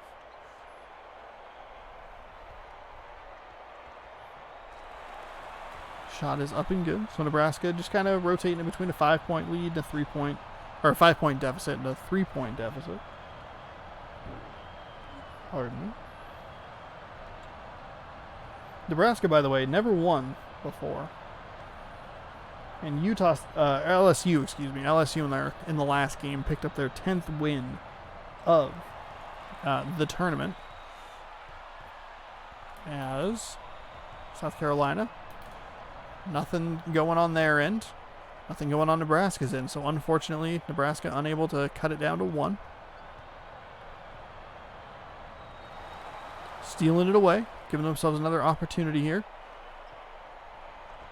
That one got contested. That one got blocked. Just a whole mess of messes happening down there. South Carolina on the run. Off the glass. Kind Kind of didn't look great there, but it drops, and that's what's important. 22-17, the lead back up to 5. The Gamecocks have had a lot of control here in the last couple of minutes. Nebraska, though, doing a great job in making sure that they're still competitive, still within striking distance. Down 3 now, 22-19.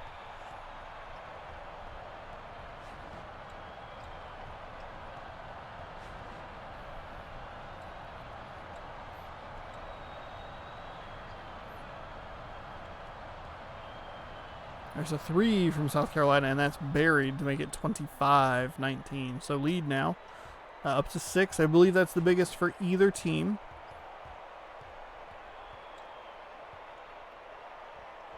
Nice block by South Carolina, on Nebraska.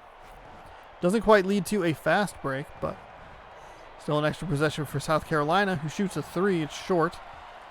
Off that right iron, no good. Got a guy on the left. That's a bad play. I know he got fouled and I was going to the line to shoot 2. Again, the wide open. Now it's a bad play. Now it is definitively a dumb play. Now it's an extra dumb play. You get a guy wide open that could have given you 2 easy points. Instead, you took the way harder route, got fouled, and missed both free throws. Should be a 2 for South Carolina. It doesn't matter because it doesn't count for anything when it misses. Again, guy all the way on the left. See, you learned your lesson. Look at how easy that was. Easy.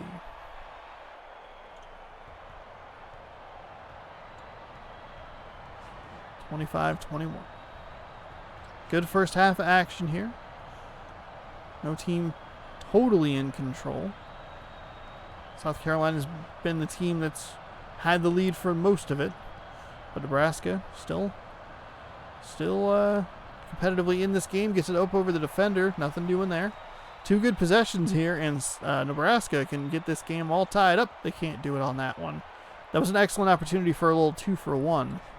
They just couldn't get it down. South Carolina off the glass and good. 6-point lead. Nebraska's in good shape here. You wanna maybe make a shot. That'll count. That works. That's a dunk.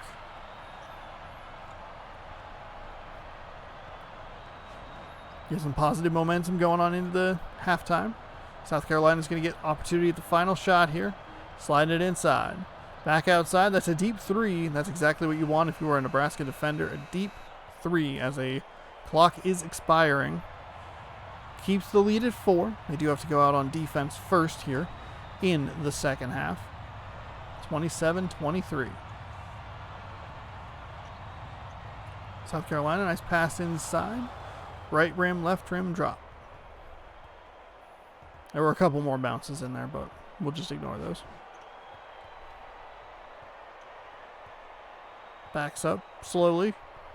Backs up slowly again. Weird. Engages the defender. Back outside. Alright. A lot of Gamecocks on the left side of the court. Good God, there is a lot of things happening. 3. Short. No good, but the tip in also no good. I could not tell. That was really hard to see. Probably due to the largeness of all of the mascots on the court. So Nebraska unable to take advantage of their possession. The Gamecocks rolling it off that left iron and dropping it. Good. 31-23, South Carolina pushing their lead out. 27-23 when they entered the second half. Nebraska's not doing anything, and they don't get to do anything on that shot because that was blocked and jammed home on the other side. 10-point lead.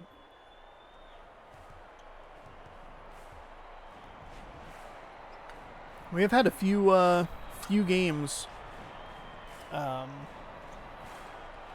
with solid first halves that have just crumbled in the second half. We might be looking at another one right now. South Carolina now up 12. And that's an 8-0 run for the first 2 minutes of this second half. Like they maybe were trying to run for a 3-pointer there. Up and in. Nebraska finally getting on the board. Lead was 12, now down to 10. The Cornhuskers are going to have to get a little bit of momentum going here. That's a good start. Not as good of a start. Nice block, unfortunately, led to a foul. South Carolina knows how to make free throws. Nebraska doesn't. Just kidding. South Carolina knows how to make free throws. Kinda. Not a great shot from Nebraska. Good play there, though. I believe that'll lead to a 3-point opportunity.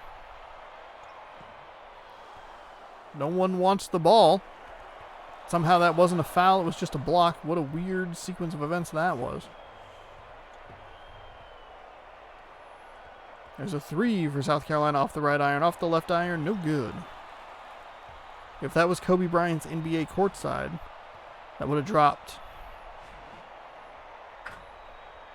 One of the animations that you usually see. Burr, burr, whomp. And it was good. South Carolina cockily taking a 3 there. They don't really need to. I guess cock is in Gamecock, so being cocky comes natural to these Gamecocks. That's a 2. If it drops, I believe that's a 2. It was. It was. I didn't hear the crowd say 3, so I just kind of assumed, but there's a 3 from South Carolina. They're kind of just keeping that lead, keeping their distance, making sure that they are doing what they need to do. Nebraska somehow did not step out. I believe you could see the shadow of the foot when they were over near the sideline. The shadow was in bounds. The mascot was not. Instead, they'll just turn the ball over anyway. But instead, it leads to a fast break instead of a defensive set. And it is 14 points and a quiet home crowd here, as the away teams today so far have done very well. Going 2-1. Okay, maybe not as good as I thought. Or maybe not as well as I thought. I guess Utah State did well enough to make me kind of,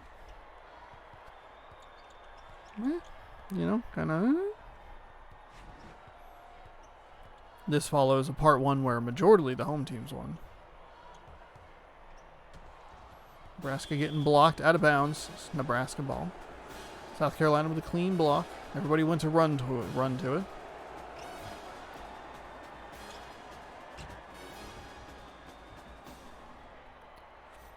Just a clear, easy block there. Nebraska, everybody on the left side of the court for some reason. Got to spread it out.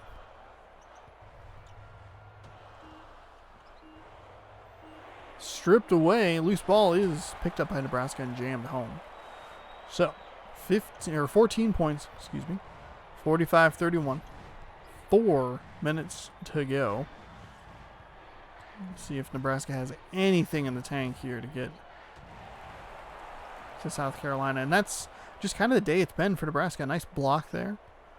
And unfortunately, it just gets pushed or blocked right into a South Carolina offensive player, and instead of it being a turnover for Nebraska, it's just a easy shot for the Gamecocks. Gamecocks will return to South Carolina to face off against that team that played in the last one, called LSU. It's going to be out of bounds. Nebraska ball.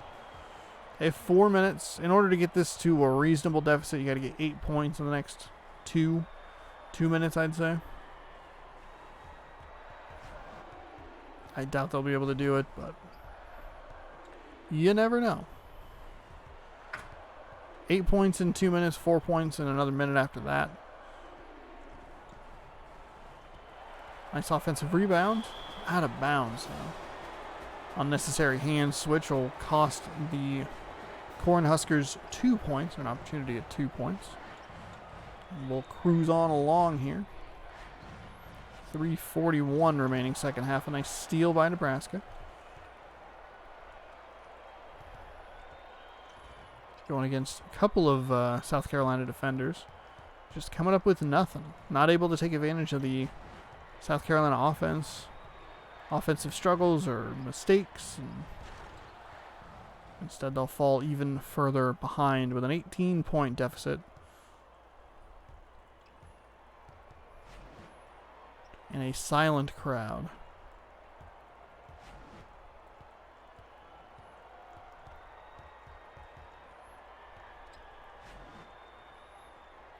Back around outside.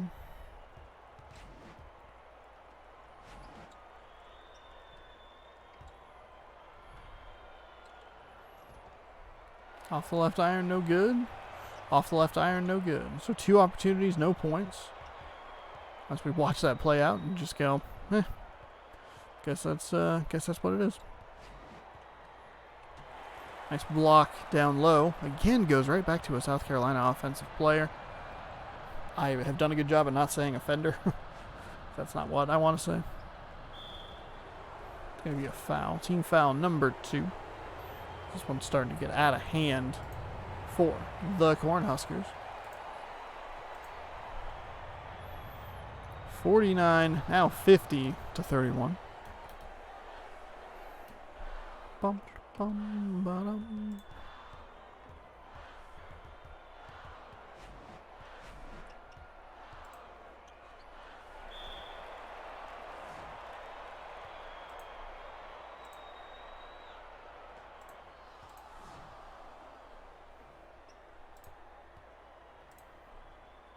Nebraska going to the line, swishing one home. 50-32.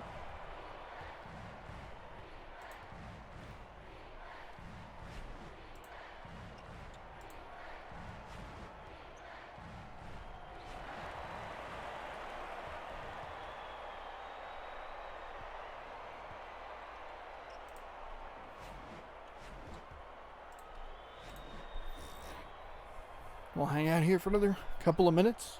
Rims out, no good. 50-32, so an 18-point game. Excuse me. I would say Nebraska failed in their task to cut this to 8. Excuse me, by 2 minutes.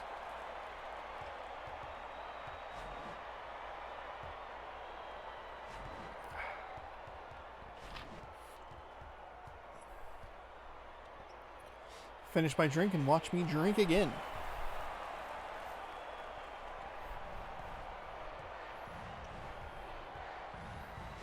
That shot cuts it down to 15.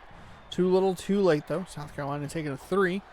And burying that and making sure that they know damn well that this game is OVER.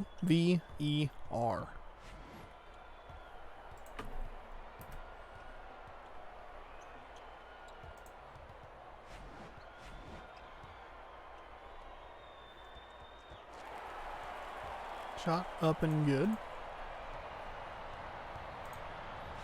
Get this ready here. 53-37. A couple more possessions to go. 16-point game. About a 13, 14-second difference between the shot and the game clock.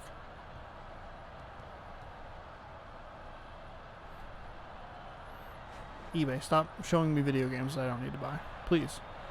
Please have mercy. Nice steal by Nebraska. See if they bother to do anything with it. The away teams are about to go 3-1, excuse me, through the first 4 games. Nice block by South Carolina. A couple of blocks here to end of the game. But assumingly with under a second to go. 1.7. So 3 for Nebraska. That will end this game. Not a bad first half, but a dominating second half from the Gamecocks of South Carolina. 53-37 is your final. South Carolina's moving on. We'll go see them in part 6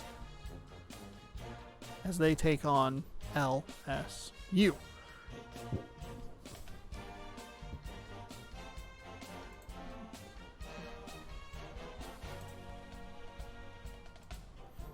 All right.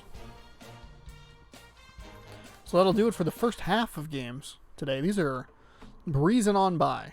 I'm having a good time. Hopefully you're having a good time watching. Appreciate it. Do these every September, every March and September. Though sometimes they do start in August or February. Just depends on how the video scheduling works. Yeah. Just out of curiosity. I know it's very far away, but... Oh, beautiful. 4 dope. Alright. Next up, we have Arkansas and Georgia Tech.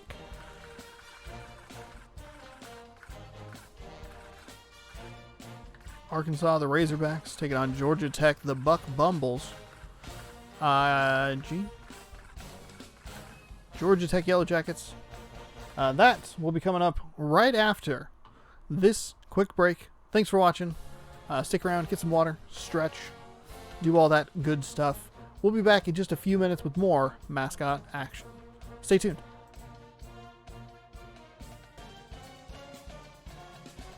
All right. Welcome back to September Mascot Madness number 2, part 3, part half 2. Mascot Madness 2, September, part 3, half 2. 2-3-2. All right. What am I doing? This is our next game up. Arkansas at Georgia Tech. By the way, what I'm doing is commentating video games. I don't know why I forgot that. I looked at this area next to me, and I see a notebook, a PlayStation 4 controller, and an Xbox controller, and an empty alcohol bottle from yesterday. And I looked at it and I went, I don't know what to touch. What am I grabbing? What console am I on? We're on the original Xbox, by the way. Not that it matters. Dang it, Sean. How dare you? Arkansas taking on Georgia Tech. Just going to double check and make sure I have this. I don't have any notes written, so I'm not exactly sure I'm looking correct. So I'll kick off the second half of 4 games we have for you today. We're going to go down to Georgia. I'm not exactly sure where they play. Alexander Memorial Coliseum. Atlanta. Okay, interesting. I know that, what's it called?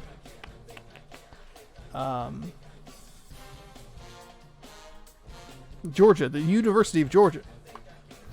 The University of Georgia plays in Athens, Georgia.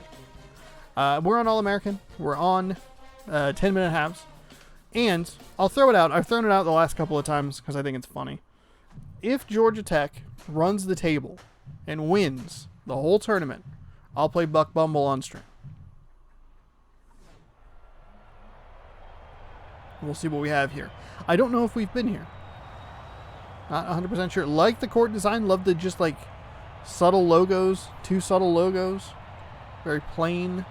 Nice color. Makes me want a hot dog. As Arkansas. This is the ketchup and mustard battle. Oh my god. Holy moly. Vote now for ketchup or mustard in this week's Splatfest.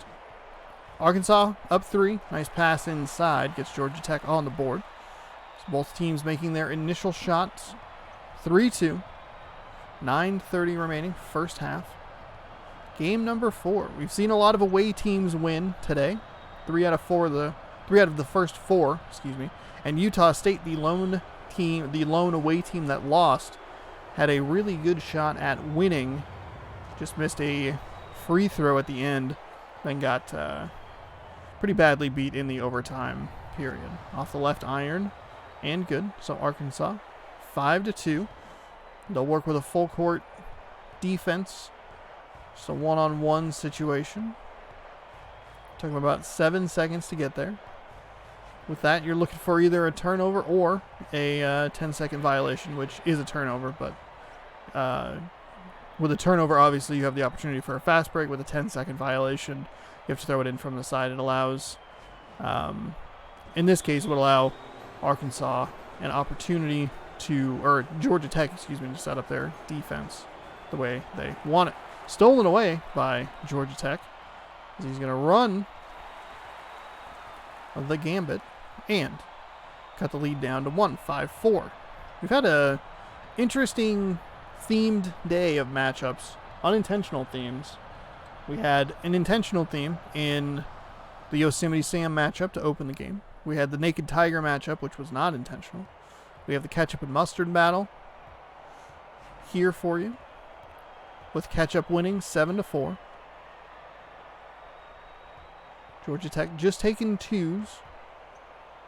Arkansas started with a 3, got into that double team animation, and that usually leads to a turnover.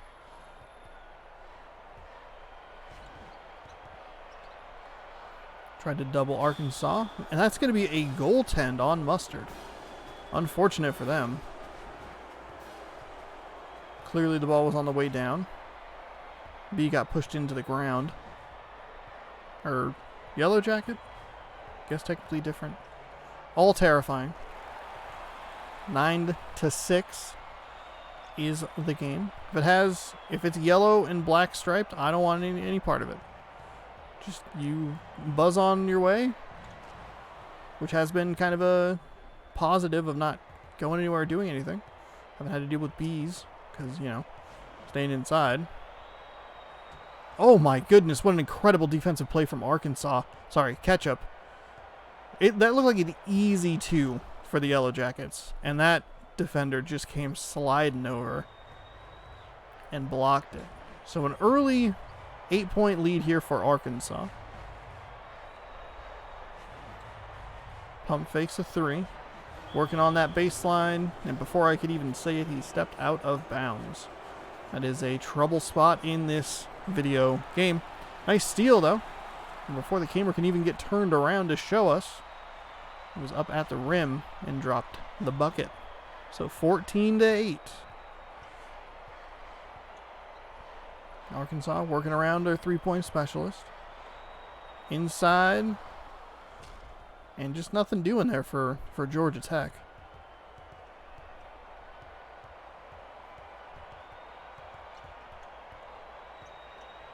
There's a 3 for Georgia Tech, and it's off the right iron. Arkansas almost ran it just out of bounds.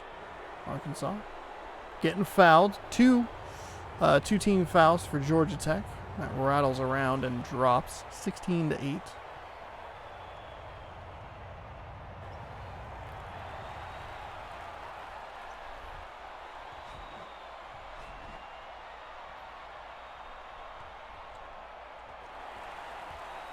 Georgia Tech.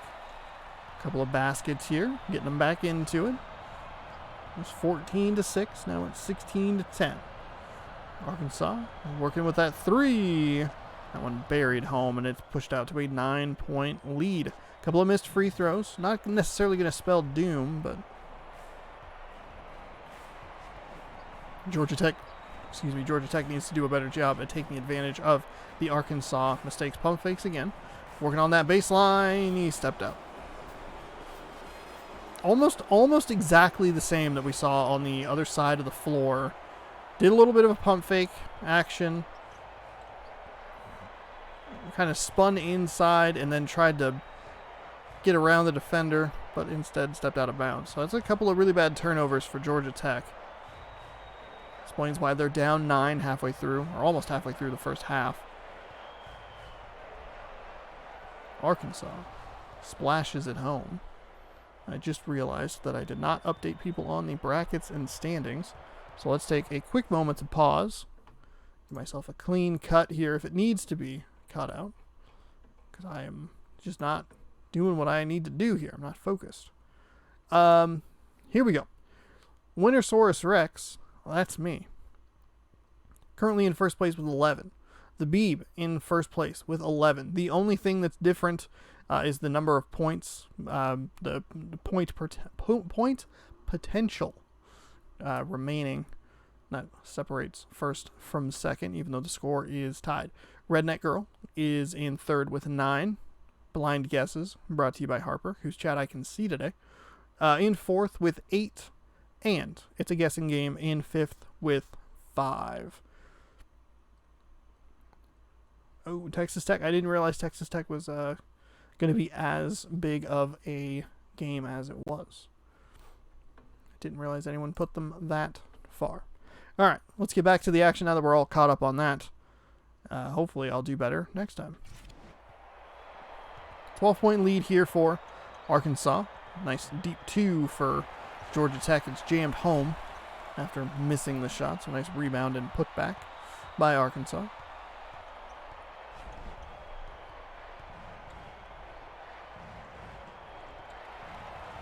Stolen away. Georgia Tech, nice move. Got through the contest there. 22-14, 4:49 remaining first half. Obviously plenty of time. We saw Utah State make a furious comeback against LSU. So Georgia Tech can work with it. They were down by as many as 12. Foul, not the worst thing in the world.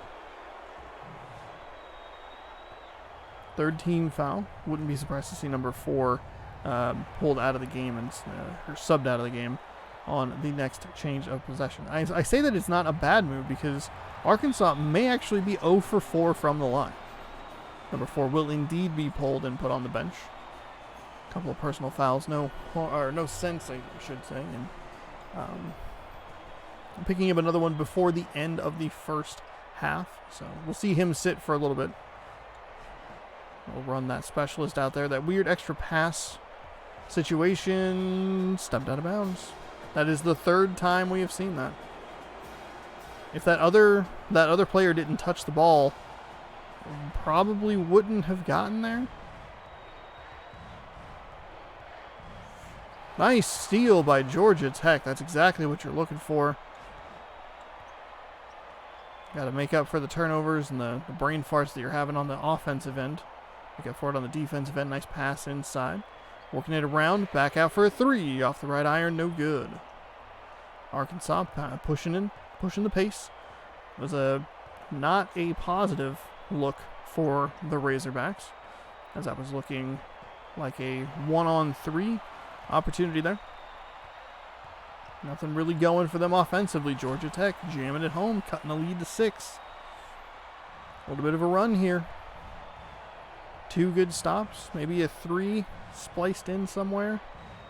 You're right where you want to be in this game. I meant a 3 for Georgia Tech, Arkansas, not a 3 for you. Passed back in a fancy manner.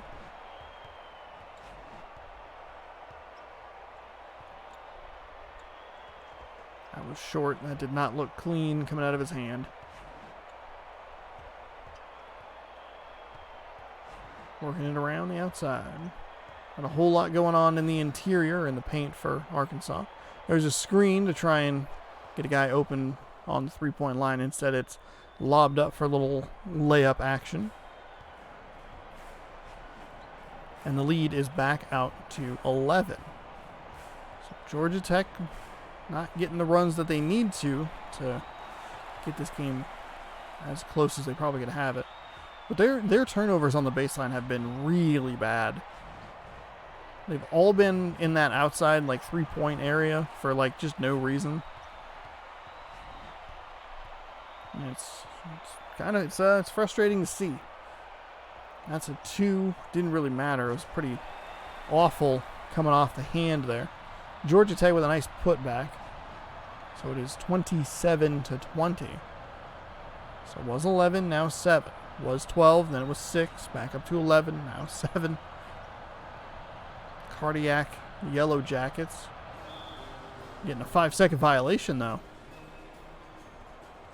Positive recipients of it, as Arkansas just took too long. Now that's exactly what I'm talking about when I talk about warping. They run the players up, and I was really worried that Georgia Tech was going to throw an interception there and give it right back to Arkansas after the solid defensive effort. A little far out of the post here. Georgia Tech working inside, trying to find anything, any room he can. You're 2-on-1 there. 10 seconds. Shot clock hasn't reset. That's a fall away too. And that didn't even hit the rim. That hit the glass and just miraculously found a Yellow Jackets little hands. Put it back in to the basket. So 27-22. That's a 3 for Arkansas. Like it was a little too deep. 2-on-2, 3-on-2. That's a side to side little. Oh, he missed the dunk. Did he make the dunk? Did he miss the dunk? What happened there? No, he threw it in so quickly that I thought the dunk was missed. That was very weird. Lead all the way down to 3. Georgia Tech making a furious comeback here. Trying to at least make it competitive going into halftime. You want to come out in a good position in the second half.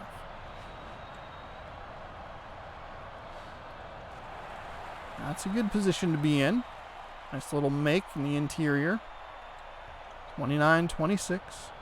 33 seconds to go. Out of bounds, Arkansas ball. There's about a 3.2 second difference between shot and game clock. Arkansas burying a 2 there to push the lead back out to 5. Georgia Tech can hold for the final shot. I say it every single time out of habit. They rarely hold.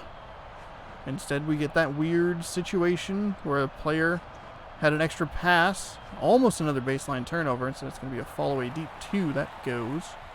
Arkansas going to push it down the floor. There was a Yellow Jacket ready and waiting. Get ready for the shot. No good. So that'll be a 3-point game.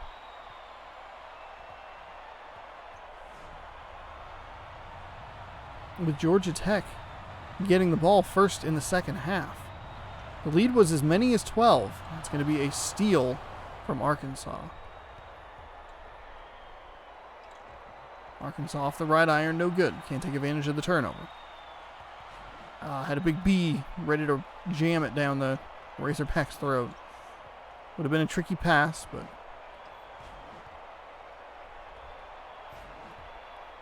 worth it for an easy 2. High risk, high reward.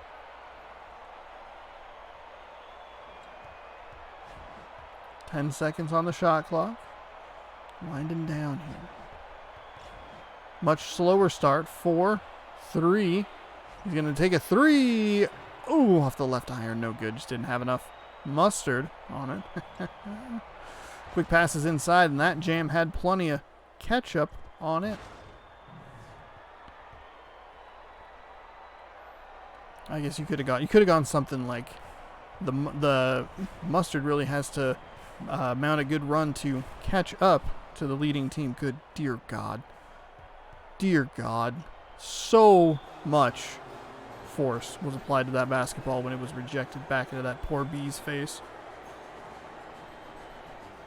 But it'll remain an Arkansas lead, 35-28. Now out to 7. Now out to 8. Georgia Tech had it down. The ball is in this B's head. Throw it in. Arkansas applying a little pressure here in the backcourt. It's going to be stripped away and turned over. That's exactly what you want if you're Arkansas. And it's about the worst case scenario if you are the Georgia Tech Yellow Jackets. The 3 is missed, which is a good thing for them. They had this all the way down to 3. It was 31-28. Somebody got kind of pushed out of the way there. That looked really weird. Wasn't necessarily a foul. I think it was just a couple of player models colliding, and the game didn't really know what to do, so we just moved them out of the way. Arkansas continues to struggle from the line. We'll keep an eye on that. We might even want to check the stats at the end, because that could be a weakness of Arkansas. It's to the point where like they're missing free throws so consistently. It's to the point where like Georgia Tech fouls them, and you go, that's not the worst thing. Oh my goodness. Wide open. Nice move to get around and a wide open lane to work with. Good defensive effort by Arkansas to try and at least affect the shot, but just had too much of a step there. Georgia Tech kind of paid it back there. For some reason, he moved out of the way. Arkansas just a little short on the layup. Somebody's got to be open here, Georgia Tech. Make yourself open off the screen. 3 does not drop. 2 minutes, 34 seconds gone here in the second half. Arkansas somehow got a rebound over 2 Georgia Tech players. We're going up and down the court. Players are missing shots. And ketchup leads mustard, 37-30.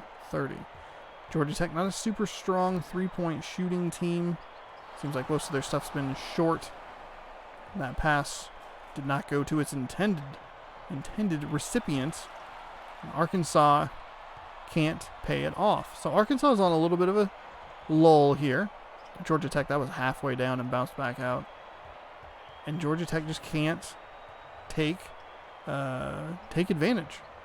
Remains a 7-point game. If you're a fan of the Yellow Jackets, for some godforsaken reason you think bees are cool, you gotta be bummed. You're watching a team, nice pass inside, watching a team in Arkansas with a 7-point lead not be able to extend that lead, and you just cannot cut into it.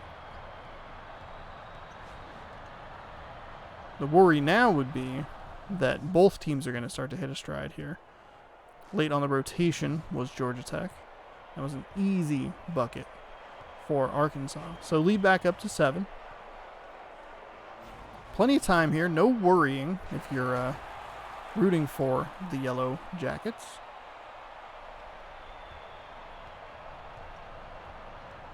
That's going to be a very important stretch.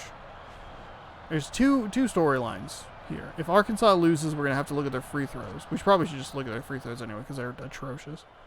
But if Arkansas loses, that'll be kind of the storyline of it. If Georgia Tech can't pull this together, that stretch of a couple of minutes where Arkansas wasn't able to score points even off like turnovers and all that stuff, that's going to be the thing that you look at and you go, this was where they needed to make a bigger impact to get into the game and win the game. 36 to 41 to 36. That's how I like to say it. Big score first. Tipped, no good. Georgia Tech got to take advantage here. Got to take advantage of it. That's how you take advantage of it. Lead back down to 3. 31-28 was the score earlier. 41-38 is the score now. I believe 31-28 was the score at halftime. It has been a struggle for both teams. As a 3 is up, no good, but the tip-in is good. So Georgia Tech again can't get a defensive rebound. Just can't take advantage of the Arkansas miscues. 2 quick passes inside. It's going to rattle off the rim, no good. That one's going to fall off the left rim, no good. It'll finally be jammed back in there. That B got real frustrated, and he said, you know what? I know how to get this in and make sure that it doesn't come out. Ooh, Arkansas did the same thing. It was dangerously close to an over and back. 2 quick passes inside, another jam. Rotating between 5-point and 3-point lead / deficit, depending on which side you're looking at it from. Arkansas. Spin move, trying to get room. Oh, nice block in the paint.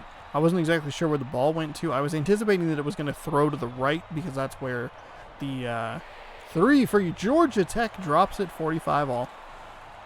45 points for each team. We got 90 total. I thought, to quickly finish that thought, I thought the ball was going to go to the right because that's where the deep shot specialist was, and it did not. And I got a little confused as to what happened to it. All right, 47-45. 3:25 remaining second half.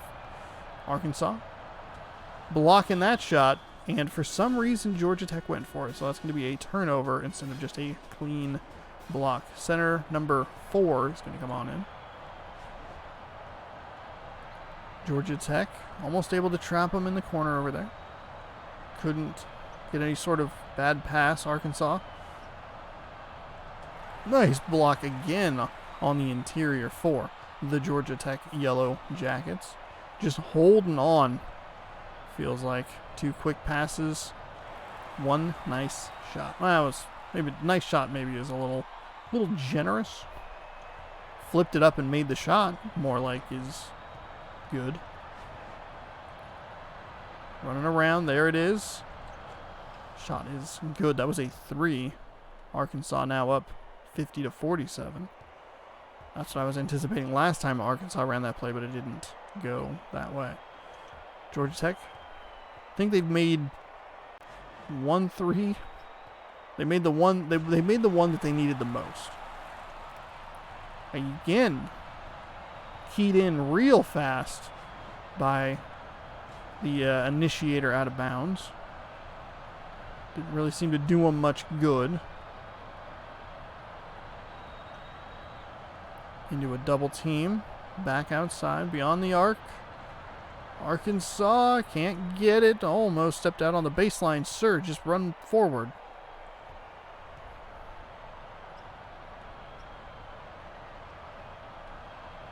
That's a 3, and they nailed it. Georgia Tech up 2, 1:43 remaining. Ouch. Sorry. 52-50. Fantastic game here. Looked a little rough at the beginning. 3 for Arkansas. That is a deep 3. My goodness. Timeout. Georgia Tech. Down 1. 128.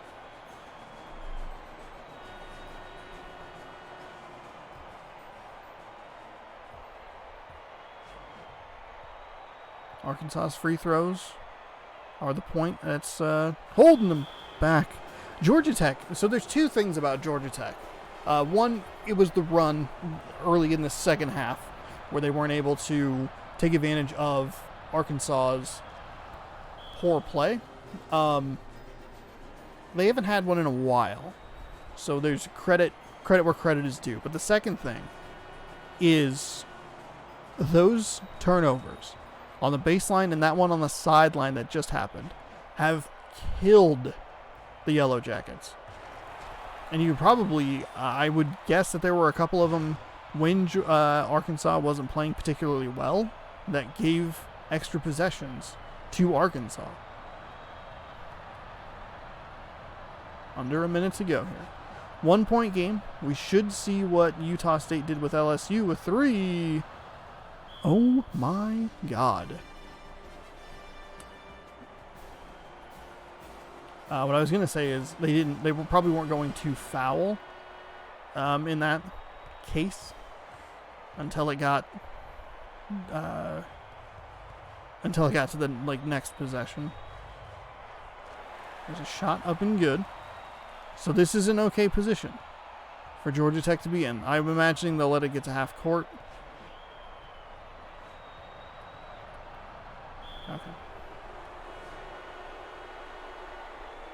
See if they can get a steal here. Not 100% sure where they're at foul count wise. Now Arkansas has been terrible from the line. Terrible. One opportunity to get a steal here on the inbound pass. They'll do that unsuccessfully.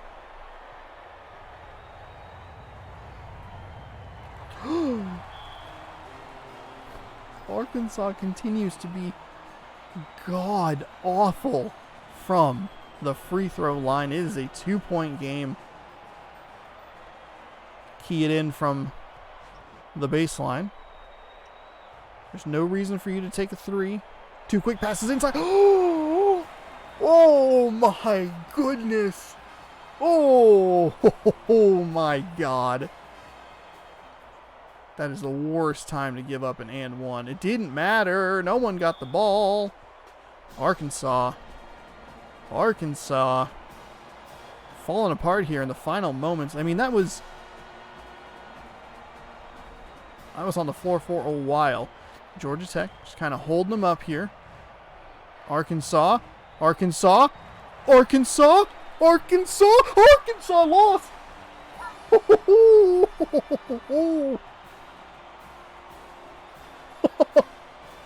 They lost on a backcourt steal. They'll throw it forward. They have a shot at a 3. It's no good. That looked bad. from the get-go. Georgia Tech wins. Oh my goodness. What a game. That's easily the best game we've had so far. Easily. Will we have better games later on? You'll have to stick around to find out. That was fantastic. Yes, I'm guessing. I'm just going to throw out a guess there. Harper's Ghost picked Georgia Tech. EA Sports. It's in the game. Oh, they sure did. Oh my. I did not realize. I did not realize that that was a championship team that you would pick.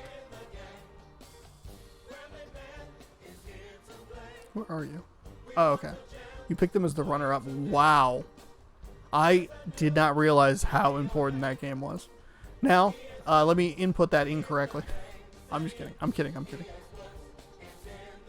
What an incredible game. Oh my goodness. I'll make sure to be very careful. 60 to 58 is the final score. So I have a clean cut. I'm sure this will be a top 5 best game. That was incredible. I'm surprised Georgia Tech didn't even take a timeout. Arkansas 58, Georgia Tech 60. Georgia Tech confirming the winner, submitting the score. Trying to make sure that I'm slowing myself down a little bit. They'll have to go on the road to face the winner of the next game, which is Weber State and Arizona State. But an absolutely fantastic finish. Wow. I mean, I guess it makes sense that you wouldn't take a timeout there. That you would just go, just let it happen. Absolute worst case scenario, we go to overtime. But also at that point, for the most part, you have an advantage as far as player counts. So it's a good no timeout. All right. Arkansas and Georgia Tech, which means, like I said, Weber State.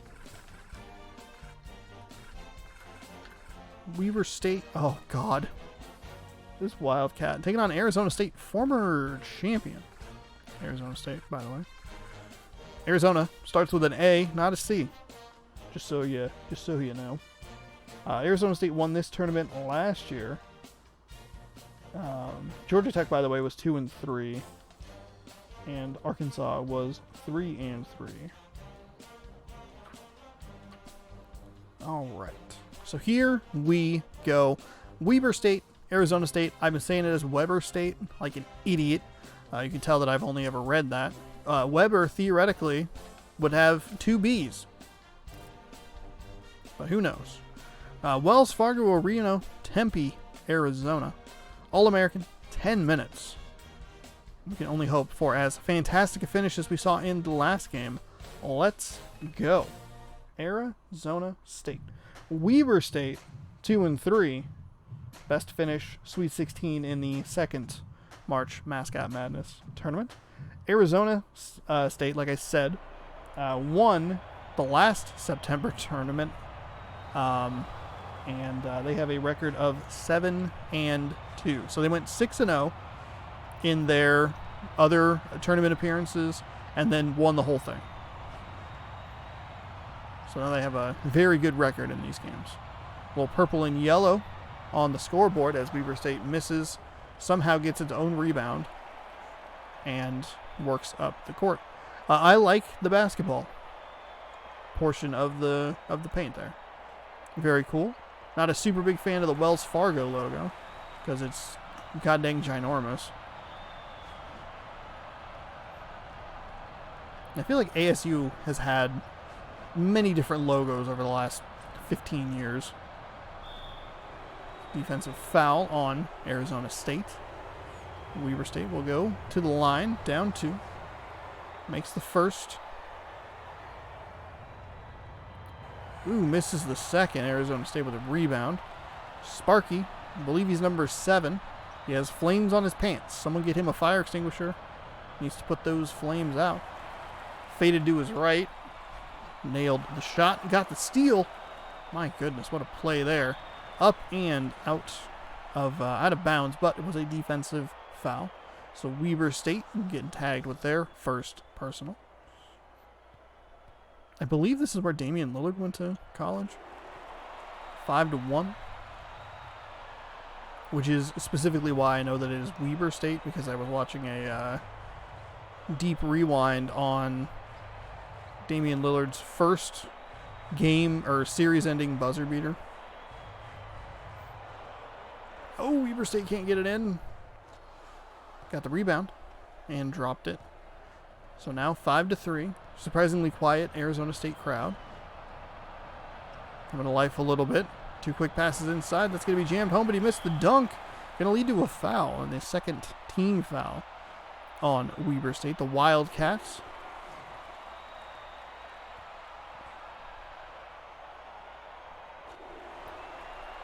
And it is 7-3.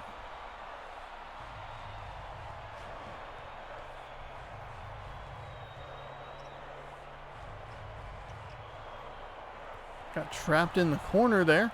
Arizona State with a 2-on-1 opportunity. Nice pass back to his teammate. And it is 9-3. This game has done a good thing where it's taught me not to count teams out too early. Weber State needs to string together some points here. Hook shot, short. That's not what I meant. Because you got to make it in the nylon. Wildcats. It's a nice steal there. Passed forward. It's going to be a defensive foul. Just going to go have some words with the Arizona State Sun Devil, but the camera cut away. As a car accelerates, desperately got to get up to the store before they run out of Skittles. The zombie ones, they're the limited edition Halloween ones. Go. Get there. Up over the defender. Arizona State pushes their lead back to 5. Aggressive pass by Weber State actually ends up biting them in the butt, as it's another turnover in the backcourt for the Wildcats, and the Sun Devils cash in 13-6. So it looks like kind of a mess here in the backcourt. As the fifth and final Wildcat works its way to the front court. A lot of peel up. A lot of Wildcats in the exterior. There's a 3 from Weber State. It's down and in. 13-9. By the time I got that sentence out, which took 15 tries, it was no longer relevant because they had actually moved some cats into the paint.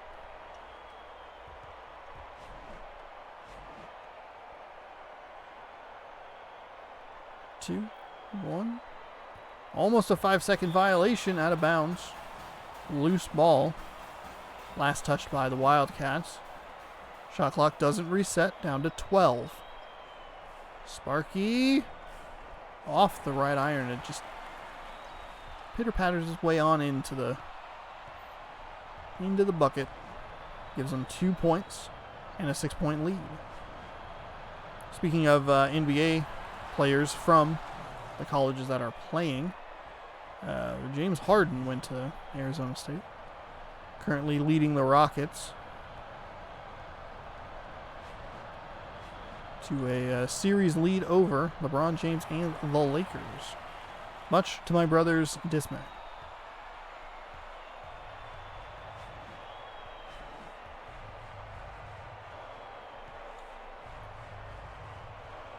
Inside. Careful of the baseline, out of bounds. Pump fakes a 3. Now we choose a 3 for real. Like the look he got, so we went for it. Tried to cut the lead in half, but instead came away with nothing. Shot is up and good as Arizona State takes an 8-point lead.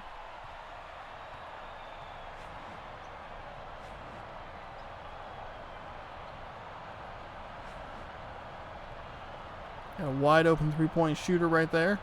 He'll take it, and he'll make it. 19-14. Bang. Bang. Got him.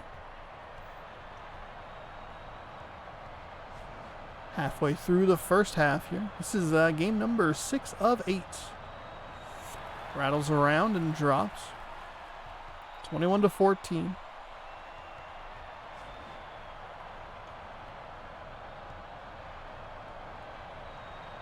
This little mid-range jumper. Nice play there. We have 2 more games for you.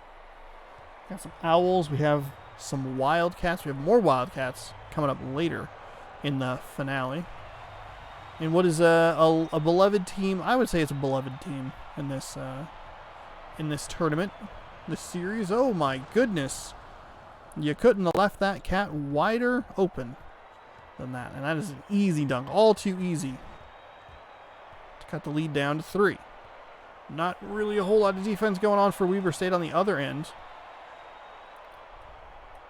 Center number 50. Something was going on there. I don't really know. Couple of shots up and good. 23-18. Pretty close to the 23-19 games that we look for. Nothing doing. Or not quite, I should say. Working it outside. See what they work around with. Ooh, they come up with that. It's going to be a foul. So we could get a 23-19 game thanks to a free throw. Ooh, okay, just kidding. Hold on, hang on. Let's try this again. So we could get a 23-19 game thanks to a free throw. And we do. So we have the white sock game. Which is what 23-19 stands for. And that's going to be an offensive foul going against Arizona State. So Weber State will get the ball back. Opportunity to cut it to 1 with a 3. They can slice it in half with a 2. See what they work with. Came up kind of weirdly through the defense there. I think he's trying to work his way back down, but good defense by the Arizona State Sun Devils. Almost a steal there. 3 from the corner is good. Weber State down 1. Arizona State looked good early. Wildcats never out of it, but done a good job getting themselves closer and closer as the first half continued to tick away. Moving around. That's a 3 for Weber State. That was not really great, but it's okay because there was a pretty easy defense or offensive rebound, that was put back. Wildcats up 1. 3 to go. First half. Sparky responds. Gets it to go. Now they're up 1 first half. Slid on the baseline just to look cool. Still passed it to the same guy that was standing there 2 seconds before in the same spot. Good for him. Slide inside, mid-range jumper up and good. 26-25. Rotating this 1-point lead back and forth. 2 quick passes inside. Defender, nice defense, forced to miss. Now the Wildcats will get out and run. Not a great opportunity. That was 2-on-2. No one really had much of a step or anything to make it an easy basket, so instead wait for help. Pass it back outside. Fade away. That one was deep, too. That was probably the deepest 2 you could get. Nicely made. Little fall away there for the Wildcats. Sparky, what in the hell was happening there? Through like 3 defenders, got that shot to go up and drop. So 28-27. It's been a good first half here. 2 quick passes inside. Hook shot, no good. Offensive rebound is good, though. That shot was off. Another offensive rebound to a hook shot that was missed. And finally, Arizona State comes away with it. Just a whole mess at the rim there. Flipped up. That one rolls off and no good. So some good contests here by the defense to force what looked like pretty easy shots to force them into misses. Nice steal. That's a 2-on-1 in the favor of Arizona State. It was a tricky shot. It dropped, though. Probably could have thrown to the guy on the left. Just saying. As an armchair point guard. Or whoever that was. There's a 3 for Weber State, and they'll bury it. Make it a 31-29 game. 50 seconds remaining here, first half.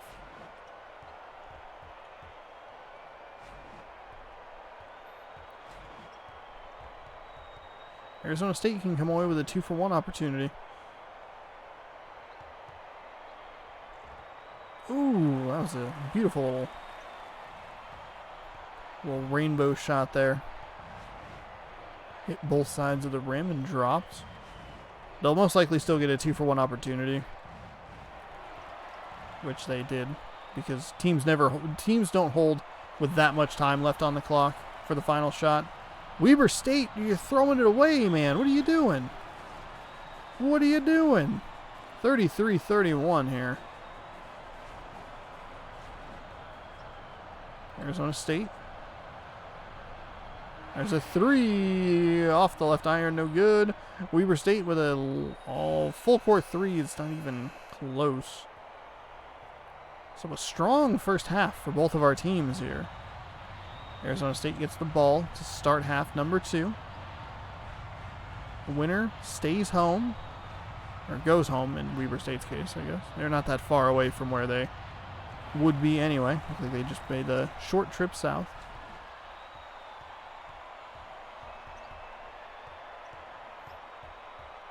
They'll take on Georgia Tech. As Arizona State steals the ball away, it's a 2-on-1. That's going to be a goaltend. Not really much of an opportunity for a block there, but hey, put the fear in the Devils, you know what I mean? It is a 6-point lead all of a sudden for Arizona State. 30 seconds into this first half. Let's see what the Wildcats have in store. That's a defensive foul. It'll remain the Wildcats basketball. Pump fake to 3 times. Pump once, pump twice, pump thrice. If you can't get him to go, just dribble for a bit, I guess.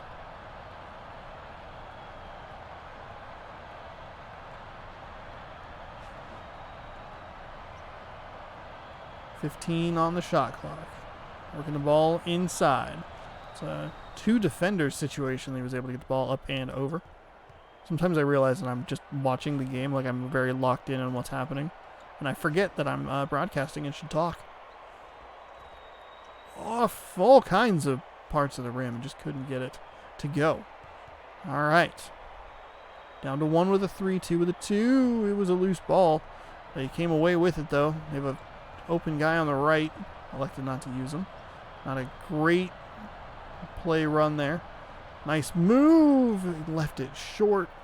But a steal. Oh, my goodness. A whole mess. Guy opened in the corner. He's not going to go anywhere with it. Pull back, reset. There's no one in the paint for Weber State. They ran one guy through. They said, no thank you. We don't like paint. And their offensive rebound. That was going to be a defensive foul. Usually looks like a toss-up. Defensive foul. Out of bounds. Thought that one's probably just going to be out of bounds. But defensive foul. 2 for 2 on the free throws. 37-35. Don't anything exciting happen in the next drink.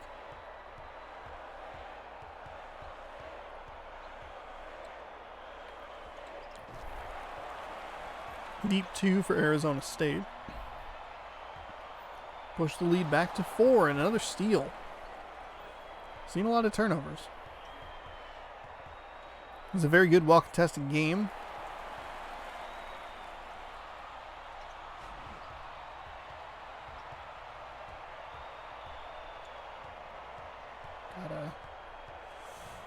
Got the defender off of him.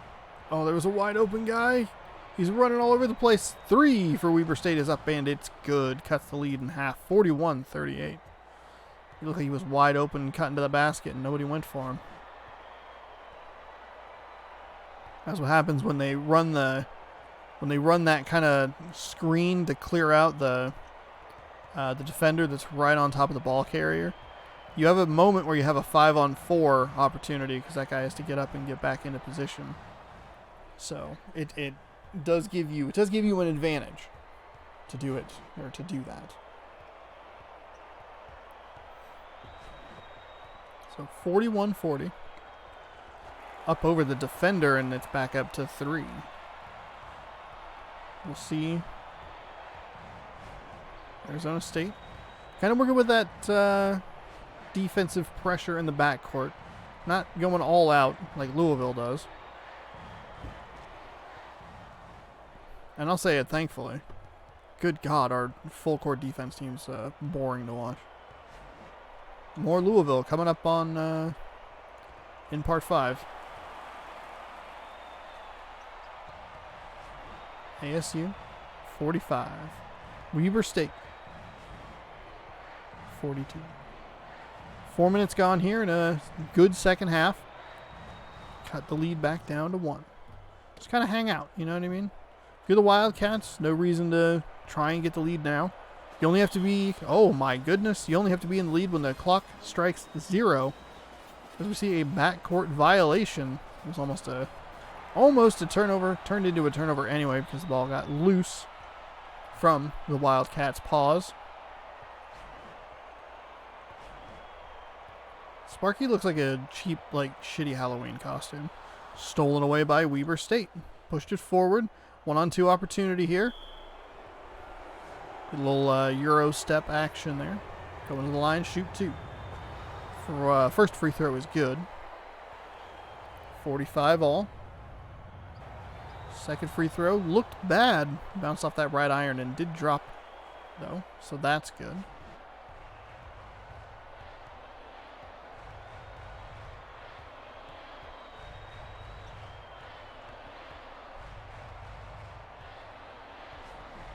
.521. Pass inside. Weber State regains the lead. Hook shot off the side of the backboard. No good. Hotly contested 2 is no good. Off the rim.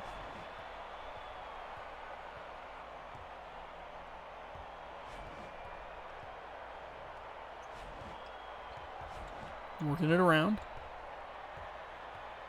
Inside. Got that little glitch spot. We'll be here for the next 12 seconds. Take a drink. Stretch. Take a lap around the house. You have time.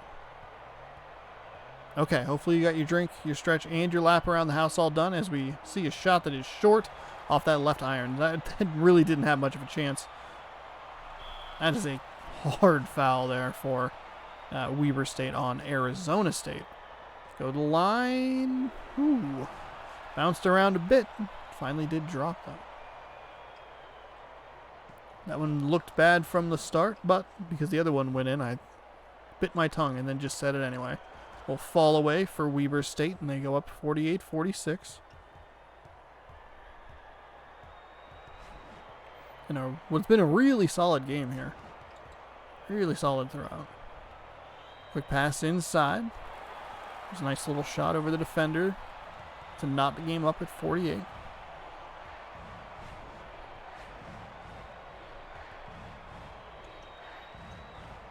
Going back outside. Oh, a little hook shot. Up and good. 50-48.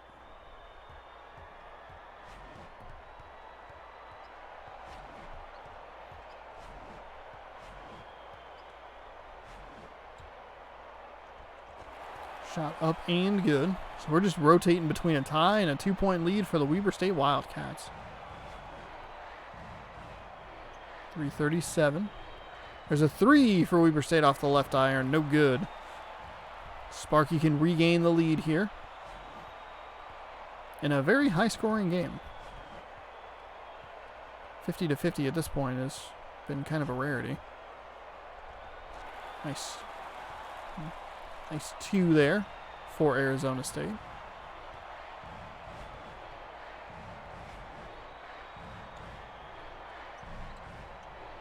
Hmm. 52-52.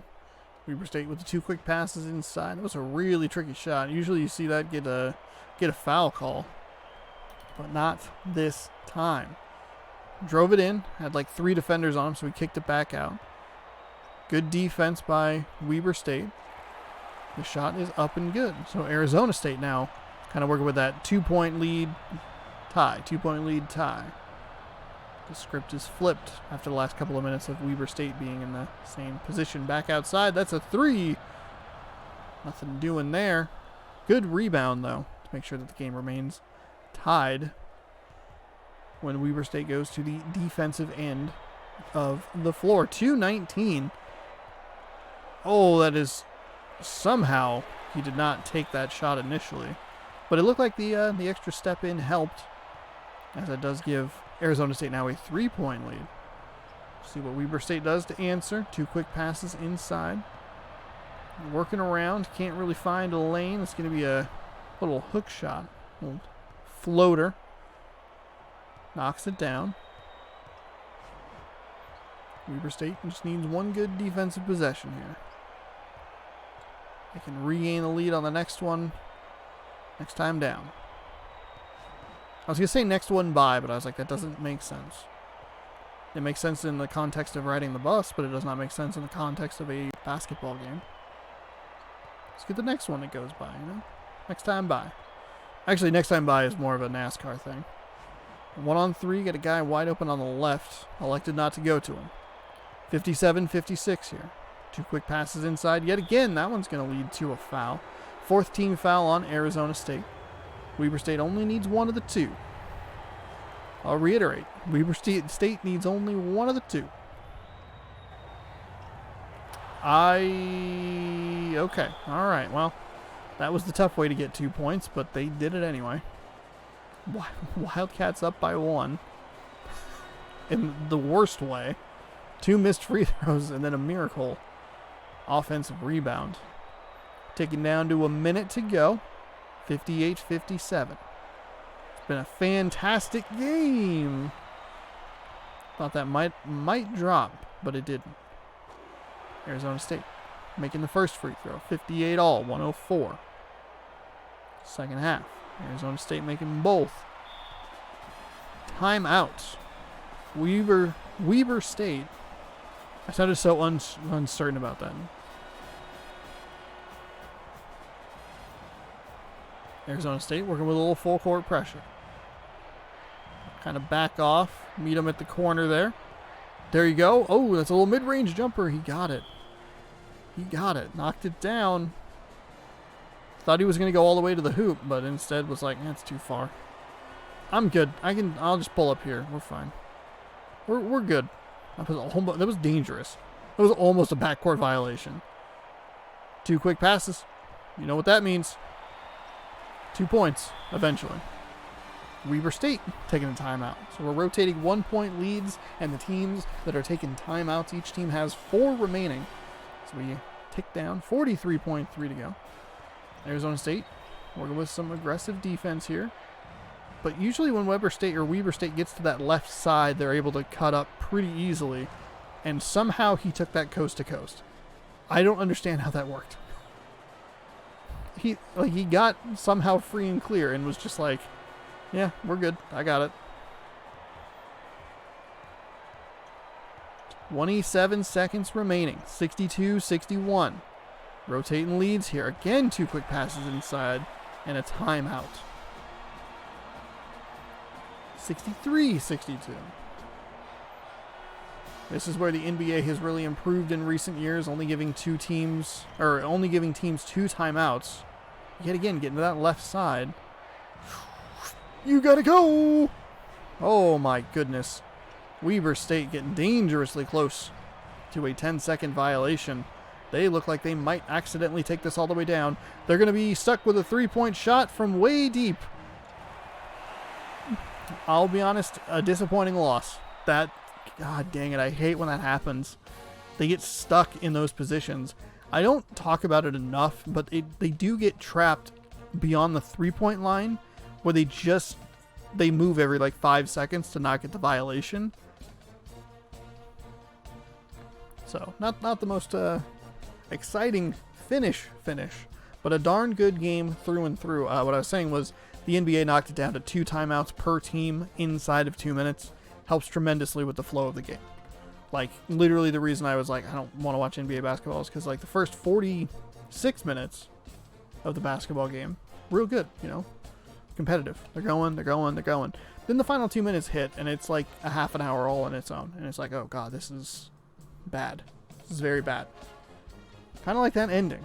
But Arizona State ekes out a 1-point win, 63-62. We'll see you next time. Whoa. Calm down. All right. Arizona State, you are moving on. Caught a mistake. Almost put down that Arizona State only scored 36 points. Not 63. So back-to-back great games here. Arkansas, Georgia Tech, the best one we've had so far this tournament. I don't want to try Dynasty mode.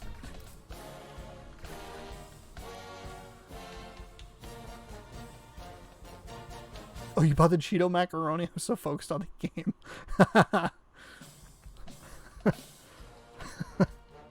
Well, I'm glad. You know what? That's I will take that as a compliment. I'll put that as like a quote on my trailer. Like, I was focused so much that I almost burned my macaroni. Here we go. Ball State. The Cardinals taking on the Temple Owls. God, really need to look at these matchups and then like maybe reorganize some of them. We've had a lot of red facing red. All right. John E. Worthen Arena. We're going to Indiana. That's where Ball State plays. Temple Owls. Making a short trip from Pennsylvania to play in this game, the 7th game of Part 3. Coming off a couple of fantastic games, though not the most exciting finish. Tried the little macaroni bowls of jalapeno and just made a full box of it. Two completely different tastes. Really? Is the box... Which one's better?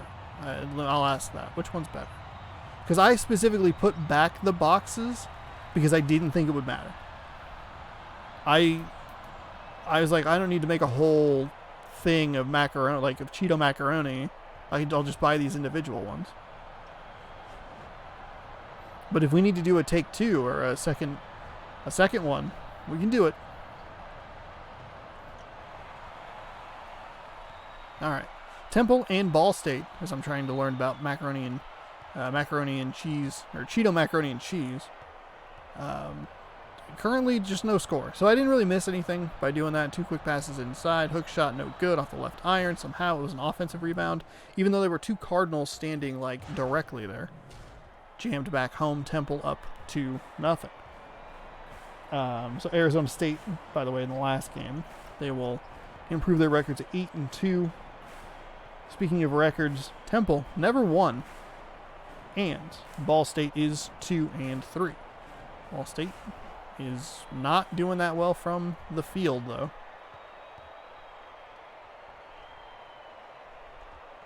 Shot is good, or no good, excuse me, off that left iron.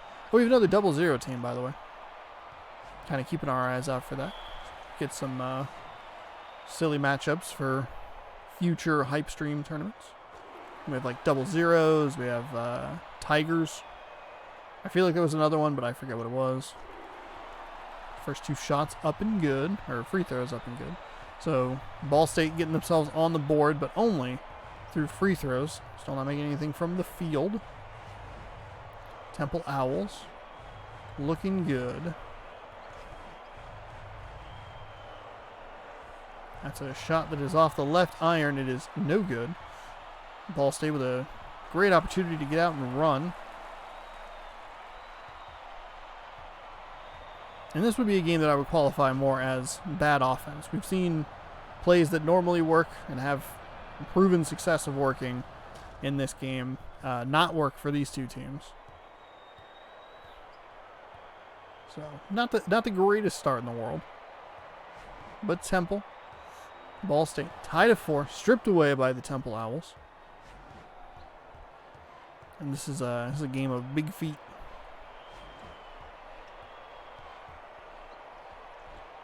Off the left iron, no good. The box macaroni is so much better because the little ones only have you add the flavor packet. The full-blown box has you add milk and butter, and it makes the flavor so much creamier and stronger. Shit, I gotta go back. Do I have to do take 2? We gotta do part 2. I didn't think it was gonna be that big of a difference. All right, well, we can review macaroni and cheese take 2 coming soon to a YouTube channel near you. I also added sour cream.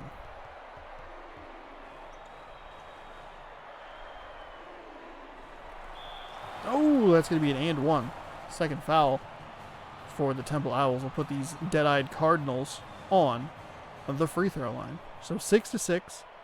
7:02 remaining first half.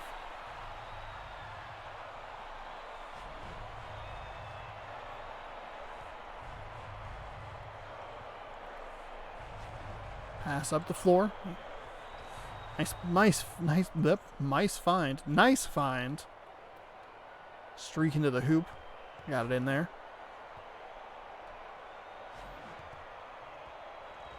Cardinals, too strong off that left iron. Putback on the... A putback is going to get a foul on the dunk. A rarity, but I guess it happens every once in a while. As we see two teams that are just clipping through their own costumes like nobody's business. Free throw is no good, so it didn't really matter, but still an interesting little wrinkle here. 9-8, 1 point lead, rotates. Back to Ball State. I forgot that the feet were kind of weird, and boy, that was real close. Instead, it's not out of bounds. And the Temple Owls will take a 10-9 lead here.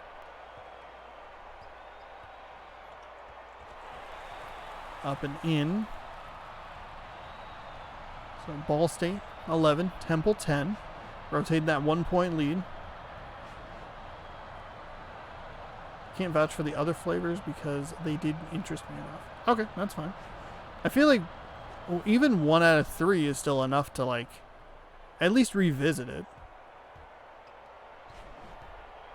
Because maybe that's what I could do is just go out and be like, hey, we'll get the one that interests me the most, and we'll see if there's that much of a difference, and maybe if there is, kind of go from there, and then if there isn't, no harm, no foul. It's only $1 and some light filming, so not that big of a deal. Nice put back there. That is a big deal for Temple retaking that lead. I appreciate that that you let me know about that. Because I really didn't think it was going to be that big of a difference. Because I don't actually taste that much of a difference with the, like, Kraft macaroni stuff. I'm sure there is, but it doesn't. It's, like, not that, like, it's bad. Like, I'm fine eating the little mini bowls. So I guess I just was like, well, 3 big pots of macaroni I don't need to make. 14-13 here. There's a fall away 2. Temple goes up 3.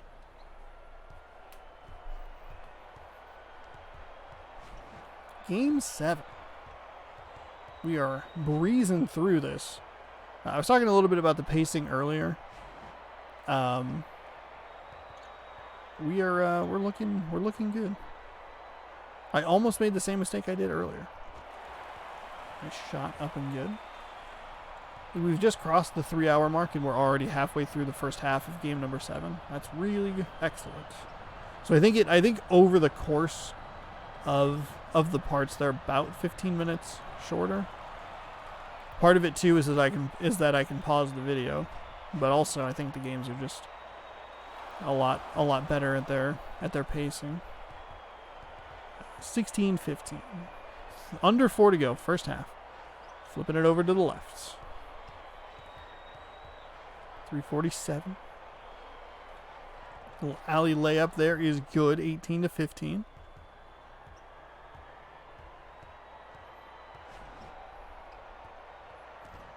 Oh, falling away there. Pass up the court. Cardinals is just going to run straight for the basket there. An excellent recognition that the defense was out of position as the front end is missed. And the second one is made, though. So it's a 2-point lead here. Temple working against a little bit of a full court pressure, but not a ton to do too much. Nice bounce pass inside. That was easy for the Owls to extend their lead out to 4. Almost looked like he tackled them there. The block shot goes right to a Cardinal who misses. But a Cardinal is able to get that offensive rebound and cut the lead down to 2. It's a battle of the birds here.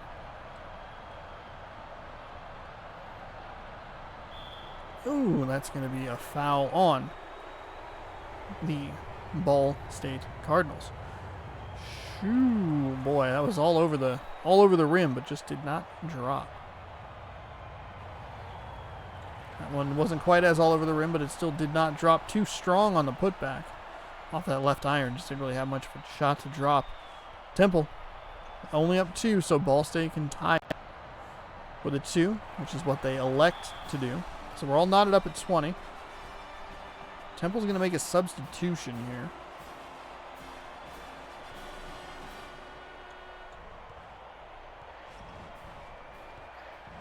Passing it around.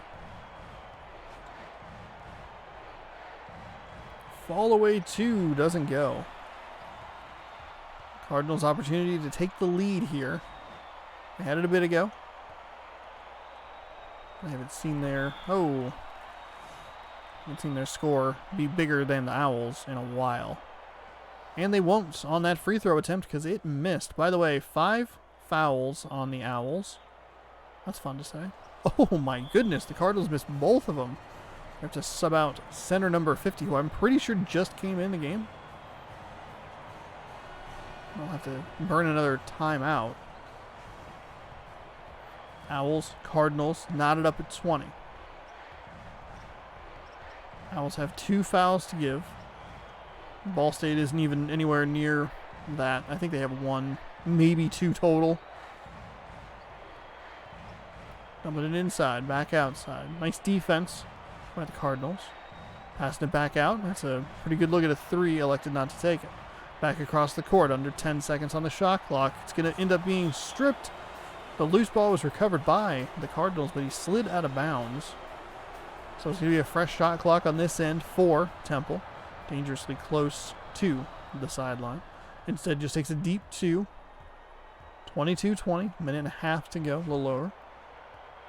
Temple getting the loose ball, or getting the ball loose that time. Up over the left shoulder of the defender, and that one is good. So, knotted at 22. Very good competitive first half here. On a very good day 3 of basketball. -1 game. We've had a couple of good ones in a row here. Hopefully that trend continues. We've punched almost 3/4 of the tickets to the round of 32. Round of 32 again happening Monday, all day Monday. Starting at about 2 o'clock Pacific time. Shot is just a little short. We'll be running that all day. 2 to probably about 10 or so. Up and good. So Ball State grabs the lead. How many shirts do you think they sell that say like grab it by the Ball State or something like that? Because some like 22-year-old dude thought it was funny, even though it's not. 2 quick passes inside, stripped by the Owls there. Grab life by the Ball State, something like that. Cardinals grab life by the Ball State. Cardinals throw it out of bounds like idiots with 5.8 remaining. That's going to give Temple a good opportunity here for a nice deep 3. If he can get it up, I don't think that would have counted if it went. It didn't matter. It didn't go. 26-all is our score here at halftime. Thank you for that halftime report, Chester Cheetah. Appreciate it. So here we go. Second half.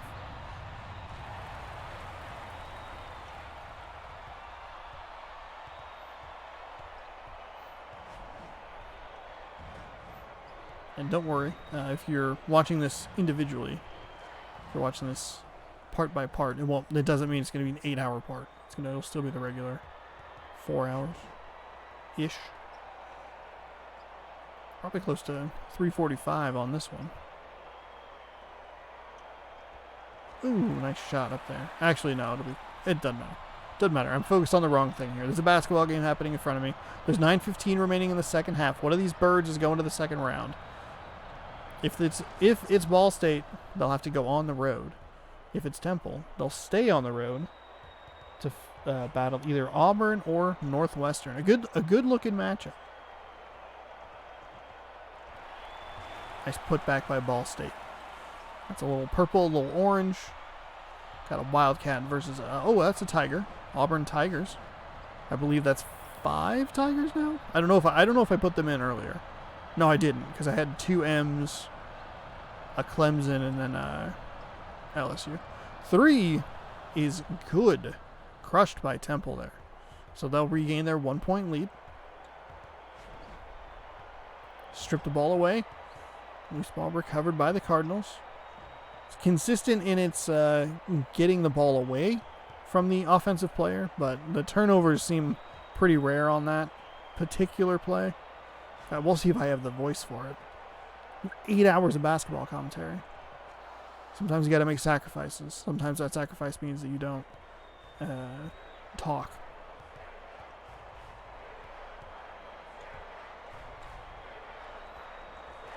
Shot is up and good. Temple now only up 1.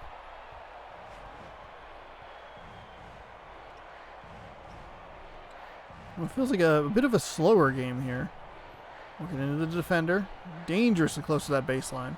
We've seen so many turnovers on that baseline that I get very nervous when they go inside like that.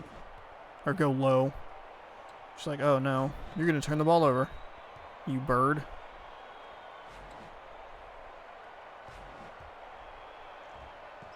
Shot off the right iron, no good.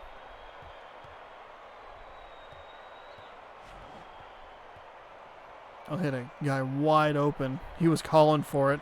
He had his hand in the air. They have one of the Cardinals that just looks like he's in slow motion. Oh, shout out to, we have 1,989 views on the channel. That was the year I was born. Cool. Thanks everybody for checking out the stream. Enjoying the Ball State Cardinals miss a couple of shots. But they'll go to the line to shoot 2. Shot is no good. So 39-34. Temple gaining a little bit of control here in this second half. Seeing timeout here as Temple will make a substitution. Temple down 2. Only 3 timeouts. Did not realize that its name was Hooter. Curious how that lawsuit went over with the restaurant Hooters. Oh my goodness, wide open lane shot.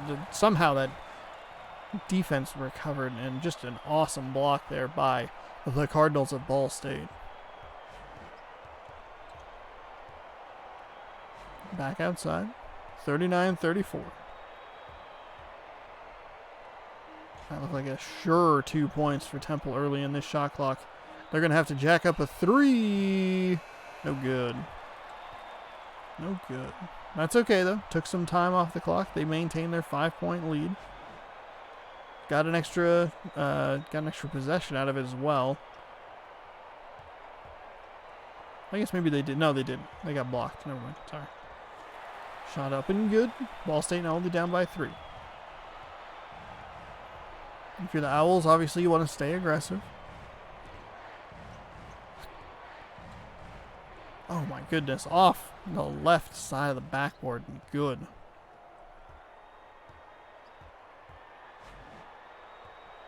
Oh, dove for it, missed.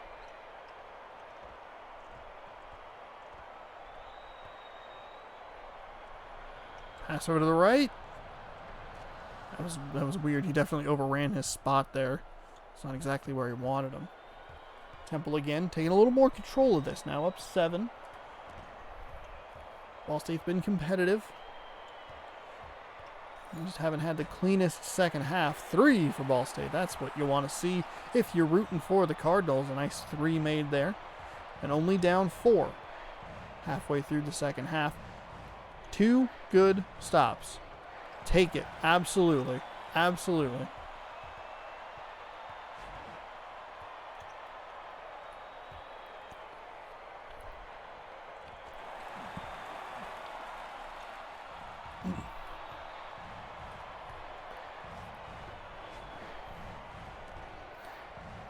43-41. Oh! Shot missed. Go to the line for 2. The lead was 2, now 3.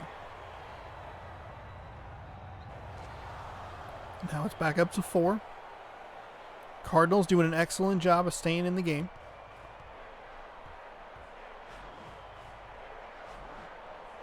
Working it around.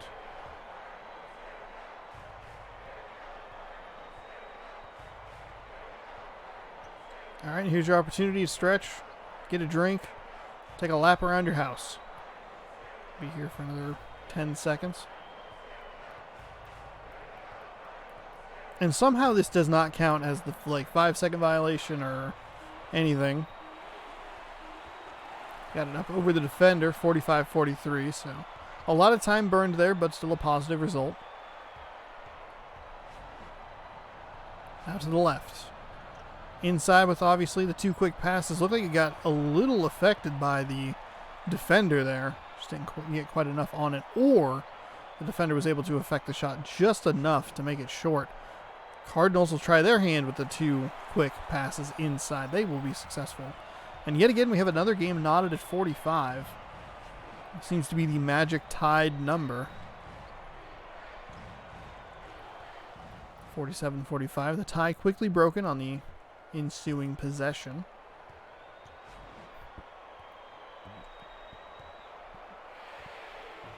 Oh, the 3 was short. That was a good looking shot. And again, the Temple Owls, they're doing what some of the other teams kind of just refuse to do. Get out of there.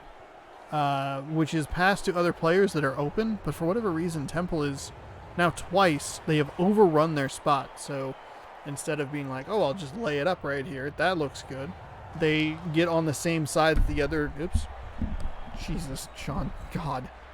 They run too far and they end up going right where the initial, or where the passer was. Interesting play. Wish I had a telestrator. 48-45. Temple with a nice steal there. Oh, Cardinals lucky to... Good God, what a baseball pass. Cardinals lucky to not go down by 5. This is not the stage of the game where you want to be giving the other team an extended lead. Nice move. Somehow that wasn't a goaltend. Ball State. I forgot to look at that other team's fouls, by the way. Free throw percentage. Ball State 1 for 2. So now down just an even 2. Obviously, it's not imperative at this stage in the game because there's still plenty of game left, but good stop here would go a long way. I didn't even get the sentence finished. Ball State, please. Please. That's okay. As long as you keep matching them, you're in excellent shape here. We look for another fantastic finish here in September Mascot Madness 2. Remember every Saturday and Sunday over on YouTube, new parts post.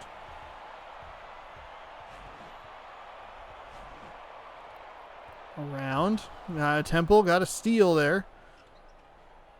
One of the few times that the player didn't go out of bounds. Nice spin move. Got that in for 2. So 4-point deficit now for the Ball State Cardinals with 1:30 remaining. This is it. These 2 possessions mean a whole lot. You got to come away with 2 here. You got to make them come away with nothing on the other end. Might need to pick up the pace just a little bit. Back outside. I guess, you know what? It doesn't matter. It's going to count. It's going to mean a whole lot more. If you make some points here, that's not what you wanted to see. If you're a Ball State Cardinals fan, the Owls,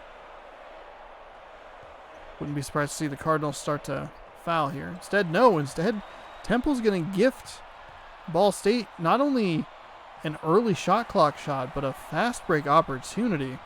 And now Ball State doesn't have to take a foul, do any fouls. You have a 17-second difference between shot and game clock. It's a 1-possession game. Again, Temple shooting the ball way too soon.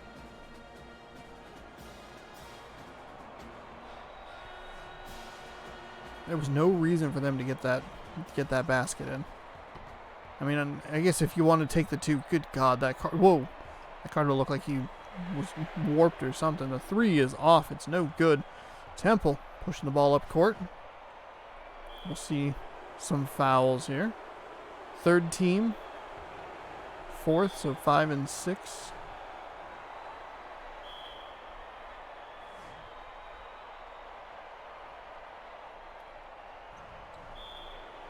Defensive foul.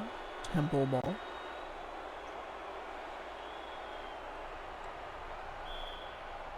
All right, and they'll go to the line to shoot 2.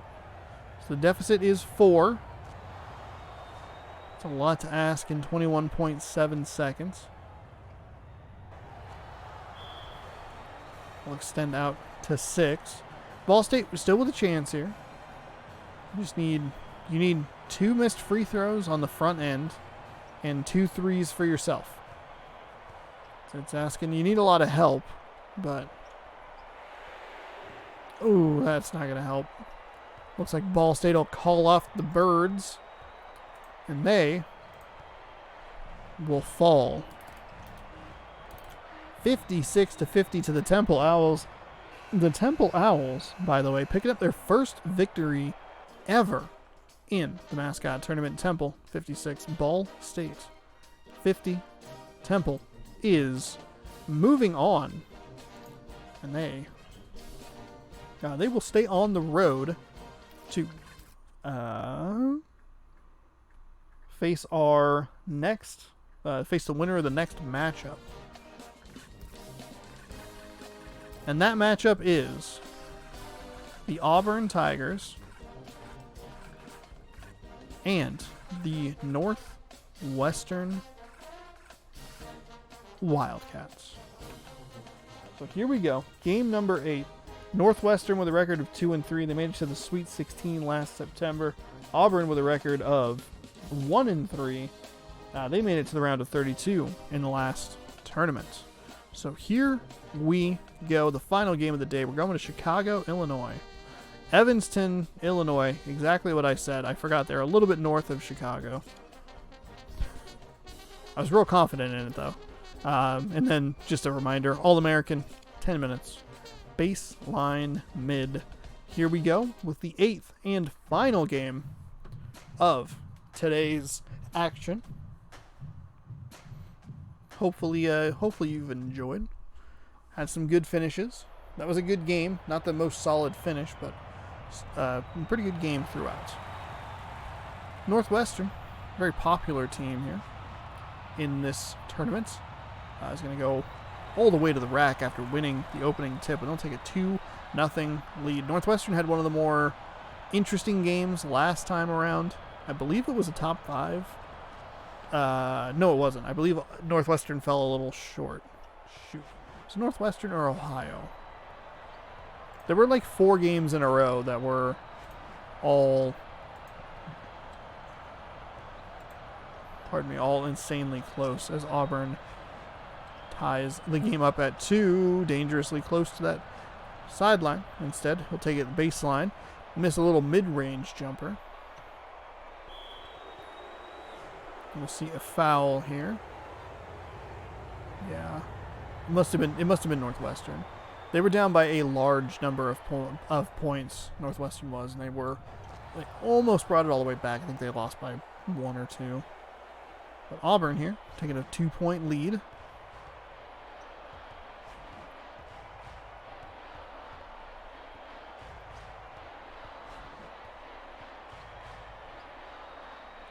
Out near the 3-point line, got around the defender, ran inside, but didn't have anything to do.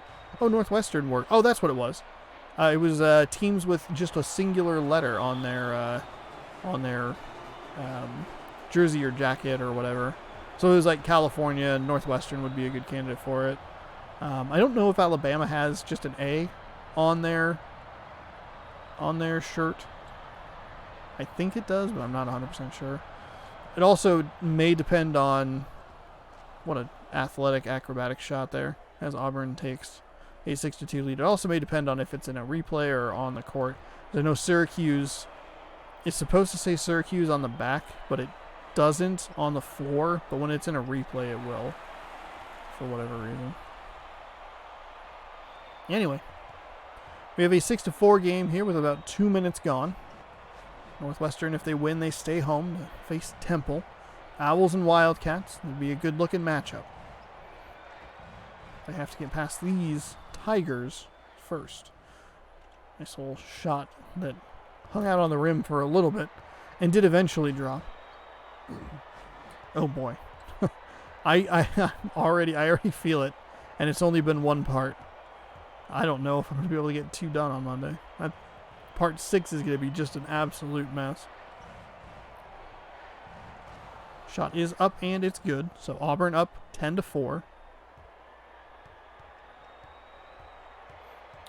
Maybe I'll have to move some things around and do it differently. Run a shoo. I was gonna say running a deep threat around to the 3-point line, and that was just a bad pass. So Northwestern here, falling down big, 8 points. Nice pass inside. Oh, you gotta get that one. Nice rebound though. Putback is good. There's like a flash of the inside of the Northwestern Wildcats hat or helmet or whatever. You just see his eyes. Nice steal by Northwestern, 12-6. You got a guy on the right, you got a guy on the left. Take your pick and hope that they make the shot just like that. 12-8. Getting it down to 4 here. Obviously plenty of time, but it's just one of those things where it's like, man, we've had some good games here. Let's not end with a dud, you know? Off the side of the backboard. It'll go out of bounds. Last touch by Auburn. So another solid defensive possession here for the Northwestern Wildcats. 2 quick passes inside, and it's going to be out of bounds. Just got bumped and threw it into the back of the backboard. Contact did not warrant a foul according to the officials. Auburn somehow got that one to roll in. So hard to tell sometimes, because a lot of the shots can look very similar. Ooh, that one didn't go. Can't afford to fall apart now, Northwestern. You work so hard to get yourselves back in close with this game. That one off. No good. Third. 3 shots for Auburn point blank, and they just can't get any of them to drop. Northwestern got a guy open on the left, but they're working with a couple of screens here. There were 2 screens set there for some reason, which blocked the Northwestern player from even trying to get free with a look for a layup. Back outside. 14-8. They'll kind of reset here. There's the play they were looking to run. Getting them free. Got that screen, was able to shake him loose and give him just enough space to get that little fall away jump shot there. We have a 14-10 game. Auburn taking a deep 3, just a little too strong, and it's going to lead to a fast break. Northwestern cutting it all the way down to 2. Hung out on the rim there for a little bit. Wasn't sure it was going to drop the way I wanted it to. I know as a commentator you're supposed to root for no one. But Northwestern is just too cute to ignore.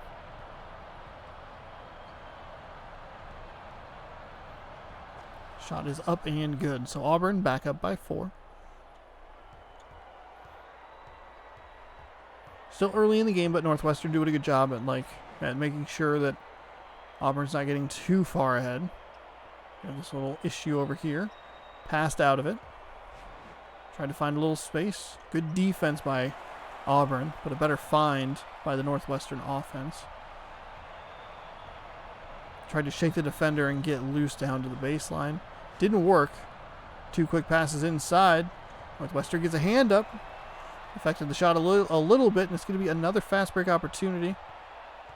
Northwestern didn't like what they saw, so they pulled it back. Probably overall a good decision.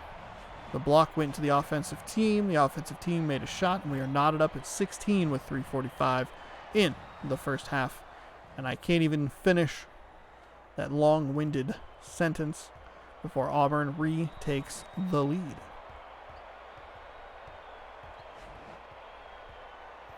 There they go.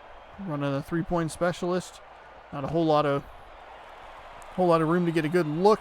A couple opportunities for Northwestern right at the rim and just can't get anything to go. Auburn did Northwestern a favor by not being more aggressive. There was a Wildcat back in the backcourt that was frustrated or doing something and just elected to not go up the court to defend. Northwestern running somebody around. Tiger trapped in a graphical glitch. Oh, Northwestern turns the ball over. It was a Tiger that he just did not see. Threw it a little too much of not like a lazy lob necessarily, but just kind of trying to get it into a specific spot, and the Tiger saw it and pounced all over it. 22-16. Northwestern seems not unwilling necessarily to shoot the three, but they're not getting great looks at it. Auburn's had good defense to make sure that the shooters for Northwestern have been well covered, not giving them good looks. Working inside, back up top. Back into the corner. 6 on the shot clock. Working around. They're push off a little bit. There's an offensive rebound. That'll be put back to cut the lead down to 4.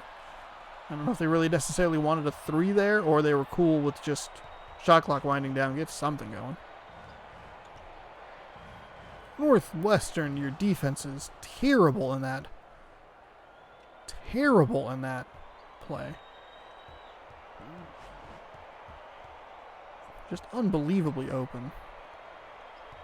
Northwestern looked like he was going to run out of bounds there. They're running defensive foul. They're running deep shot threats to the spots that you would want them to be in. That one's blocked by Auburn. That's going to be Northwestern ball, though. They were the last ones to touch it. Kind of a weird situation there. 24-18.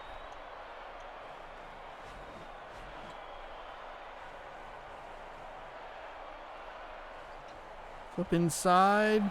That weird acrobatic shot finally goes. Usually you just see that one either miss or it's running around the outside here. Miss, or it's called a foul and missed. Rare that it does that. Just to make no foul, no nothing. Auburn way inside. Get under the basket, able to make a move. I got really stuck on that sentence. I did not know how to finish it or where I was going with it. Running that three-point specialist there. Does a spin move. Running another three-point specialist to the opposite side of the floor. They're just not taking advantage.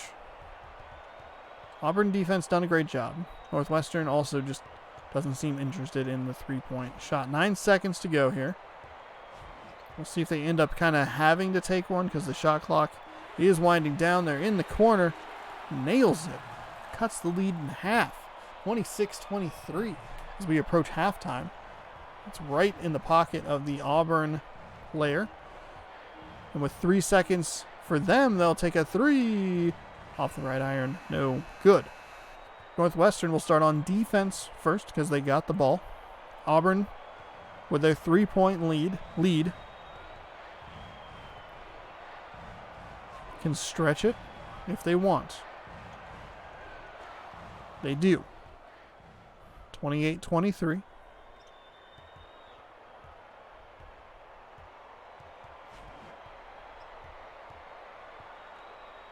Working it around. Got kind of caught up. Good defensive recovery by Auburn. Throwing it inside. Got it off the backboard and good. So 28-25. Trading twos here. Auburn got off to a fast start. Slowed down a little bit. Allowed Northwestern to get this game nice and close as we enter the second half. Great defense. At least on the first part. Unfortunately, the loose ball did end up going to Auburn. They did get fouled. So it'll be 29-25. 9:15, second half. Winner will be the 24th ticket punched to the second round. We'll be punching 8 more tickets tomorrow. Highlights including Alabama and Stanford versus Ohio State. I see we also have Cincinnati and Florida. That's a good looking matchup as well. As Northwestern gets a steal here. See if they go for the 3 in the tie or the 2 in the very slim 1-point margin. They'll go for the 1 or the 2-point slim margin. 30-29. Auburn strutting up the court. Been begging for tight games all day. And of course, once I have one, I'm looking at other things that aren't the game. Another good defensive stand there by Northwestern, who I believe led 2-0, and I think that's been it. So we can see them regain the lead. Oh, they were running them. They had a better shot on the left side, but they elected not to go for it. That was a very sloppy-looking shot from Northwestern and a real big missed opportunity. They're not paying their defense, not paying dividends to their defensive effort. Excuse me. It is a mess here of purple and orange mid-range jump shot off. Somehow that first guy missed the rebound, but it actually kind of benefits Northwestern as they get an and one opportunity here. Flipped up. It is good. Northwestern with a 1-point lead and their first lead since like 9:50 remaining in the first half.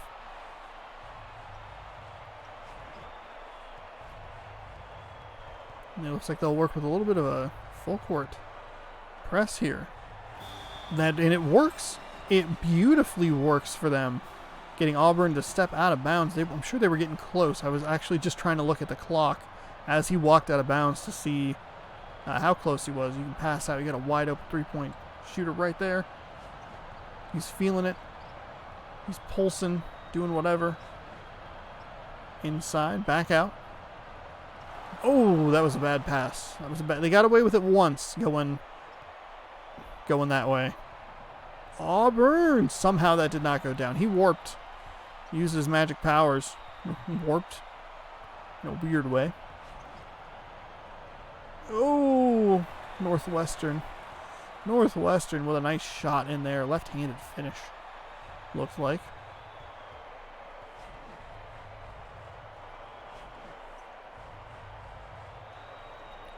Oh, Auburn. Up and in. Up and in. For some reason, Northwestern being real aggressive with the inbound pass. It's going to get stripped away by Auburn. The inbounder was in the perfect position at the exact right time. That's another little lazy little lob pass that just didn't do anything. Auburn goes on a quick 4-0 run, and the game is tied. So just when you thought Northwestern was kind of getting some momentum and they were going to continue to pull away, or at least maintain their lead, they're unable to do that. That's going to be team foul number 2 here in the second half for the Auburn Tigers. Shot is up, and it is good. Northwestern 36, Auburn 34. Northwestern, nice, excellent steal there. Led to a fast break, kind of an ugly shot, but gets it up and good. They should go back to this defense. They've run that sort of defense twice with the more full court press style, and they have been, they have forced 2 turnovers, which have led to some nice easy points for them on the offensive end. Auburn, speaking of easy points on the offensive end, slices through the Northwestern defense like a hot knife through butter, jamming it home. Don't know why you would put butter and jam on something, but hey, that's fine. You do you. Nice block by Auburn there. That shot didn't really have a chance. The defender was all over it. Northwestern getting reset here on defense. Auburn, 2 quick passes, excuse me. And that is our typical result here in Mascot Madness. A 38-38 game. that's not the typical result. The typical result is 2 points after 2 quick passes. Working it around the outside.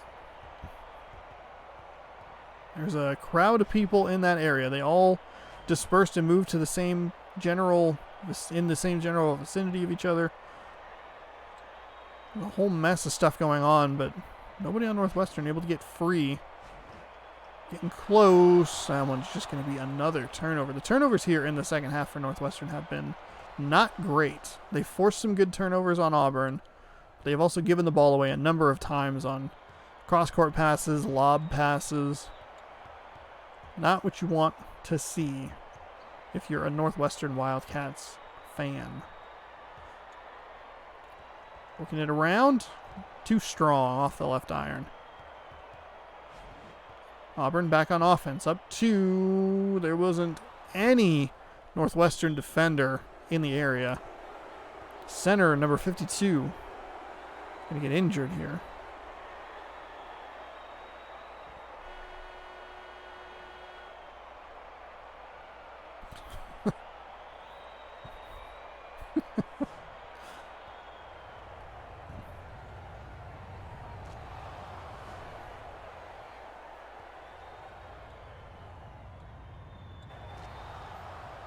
Two shots are up and good for Auburn. I love the wiggly cam intensity shots with the mascots. God, it's so funny.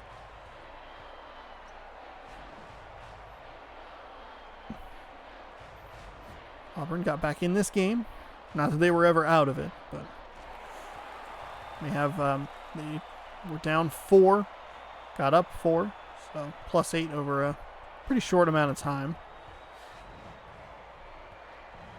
I forget exactly what the score was, but Northwestern was down early. They were down, I think, 8. A couple of defenders in the way. Nice defense there. We'll see Auburn look to hold their 2-point lead here on, I feel like on defense. Let's finish thoughts here.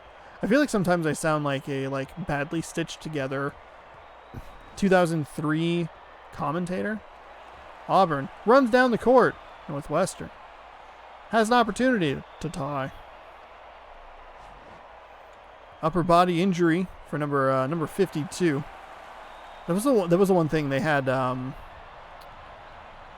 Gus Johnson. He was one of the commentators for Madden. Madden like 10 or something. I don't know. It may have been a newer one. It doesn't matter. He was a commentator, excuse me, for a Madden game. And a lot of people complained that the commentary sounded like really badly stitched together, which for the most part, commentary is stitched together. I get it. But Gus Johnson, even if you listen to him in a live broadcast, didn't get the basket to go. Gus Johnson sounds like a badly stitched together 2004 commentator. He just, the way his inflections and the way he fluctuates from sentence to sentence makes it sound weird just normally. So a game like Madden, which is, stitched together commentary, kind of just makes that stand out more. And it was really weird. He was Madden 11. Because I remember playing that game and being like, this isn't that bad. This is how this dude sounds. You are just video game people, which means I highly doubt you watch sports. Driving it in, off the left iron, no good. Defensive rebound. Goes to Northwestern. 44-43 here. Now that I finished my thought on Gus Johnson. Oh my gosh, what a block by Auburn. It's going to be out of bounds off the back of the backboard. What are you doing, Northwestern?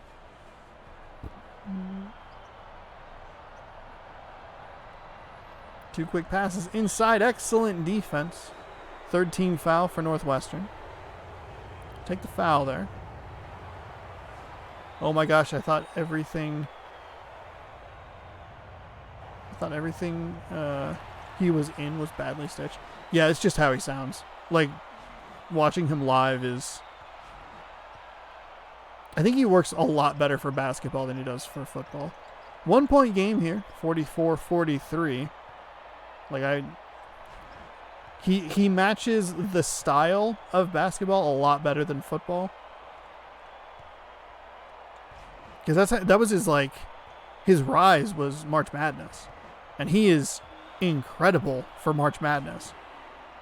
That's a 2-point shot that's up and good. Finally, Northwestern gets some cross-court passes that aren't intercepted. They're able to make a shot and take a 1-point lead with 1 minute to go. Hopefully a fantastic finish to a great day of basketball. What time is it? It's 8:39. Sure is. Northwestern left the shooter open for 3. He missed it. They got put back in a dunk for 2.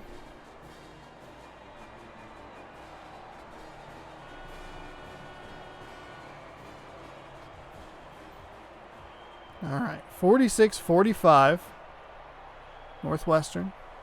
2 quick passes inside. They get it, 47-46. So we have a little bit of a repeat of the previous game. Or, I'm sorry, the Arizona State, Weber State game. These 1-point leads changed into timeouts. What a steal! Oh my goodness, what a steal by Northwestern. Oh, back outside. They have no reason to shoot this ball. They have no reason to shoot it. There you go. All right.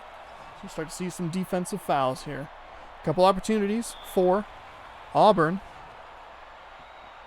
Pardon me. To steal the inbounds pass. One more. They'll go to the line to shoot a 1-and-1. So 22.9. Oh no! Oh, the putback missed! Oh, that was a mess. That was a mess. Northwestern only up by 1. You can't do that now. Auburn. Auburn is going to get a free and clear path all the way to the basket. What unbelievably terrible defense that was. Northwestern is going to take a timeout. Horrendous. Absolute horrendous defense right there. Baseball pass for really no reason. 10 seconds to go. See if they pass it inside. They got a guy. They got a guy.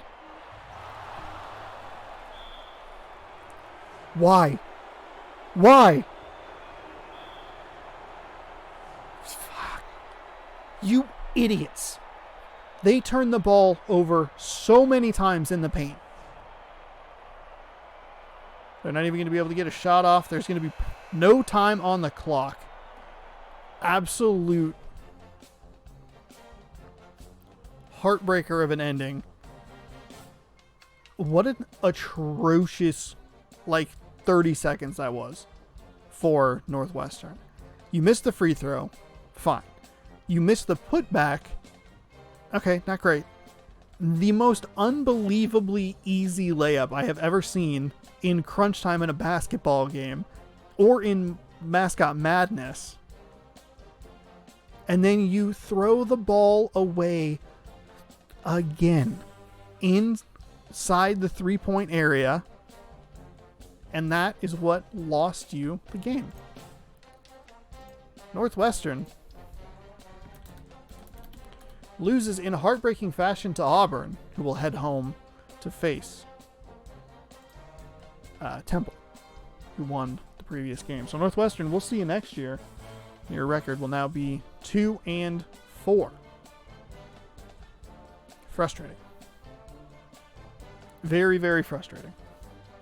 They cooged it. They absolutely cooged that game. All right. Before we get on out of here, of part number 3, let's set you up with a look for tomorrow's leading game, first game. Alabama. See, they have the A on their shirt there. Taking on Southern Mississippi. Golden Eagles, Crimson Tide, tipping off tomorrow's action. This is the Green Bay Packers Hall of Fame Super Bowl winning alma mater matchup, whatever. There's 97 words. I never know which order they go in. That's the gist behind this this matchup. For some reason, I did not give Alabama the home floor, which, whatever. Not that big of a deal. All right. Before we get out of here, again, I said that earlier. Doesn't matter. Point is, get you caught up on the brackets. Winnersaurus Rex, me, in first with 13 and a score potential of 111. The Beeb in second with a score of 13, but only a score potential of 103. Redneck Girl in third with a 11, score potential of 149. And Blind Guesses, brought to you by Harper, in fourth with 11, but only a score potential of 89. And It's a Guessing Game in fifth with 8 and a score potential of 148 points remaining. As we have yet to see Gonzaga, we saw Texas Tech win today in thrilling fashion. I don't remember. Doesn't matter. I don't think they won in thrilling. I think they won pretty handily. Doesn't matter. And Oregon State took a victory. So a couple of people still have pretty high score potentials. Obviously, it has a lot more. It's weighted heavier towards the end as the points start to rip my bracket. I'm sorry. As the points start to become bigger and bigger, sometimes you just need one or maybe two teams to go to like the Sweet 16 or the Elite 8, or maybe you just need one team to get all the way to the Final 4 or so. That can really help you win. Again, winner gets a gift sub to twitch.tv/Shaunosaurus and I'm sorry if you're watching this and you didn't fill out a bracket. There's always next time, same prize, a gifted sub to my channel. Which if you're not subbed, you can sub as part of September, which I probably should do a better job at promoting, even though it's not the greatest of promotions. Just gonna throw that out there. A promotion should not only benefit new people to your channel, it should benefit either everyone or maybe lean more towards people who have been with you for a while. Just gonna throw that out there. Anyway, that is part number 3 of 8. We have punched 24 tickets to the round of 32. We'll punch 8 more tomorrow at 4 p.m. Pacific on twitch.tv/ShaunosaurusRex. And you can check out new parts of this series every Saturday and Sunday throughout the month of September over on my YouTube channel. So thank you for watching, and we'll see you next time with Alabama taking on Southern Mississippi.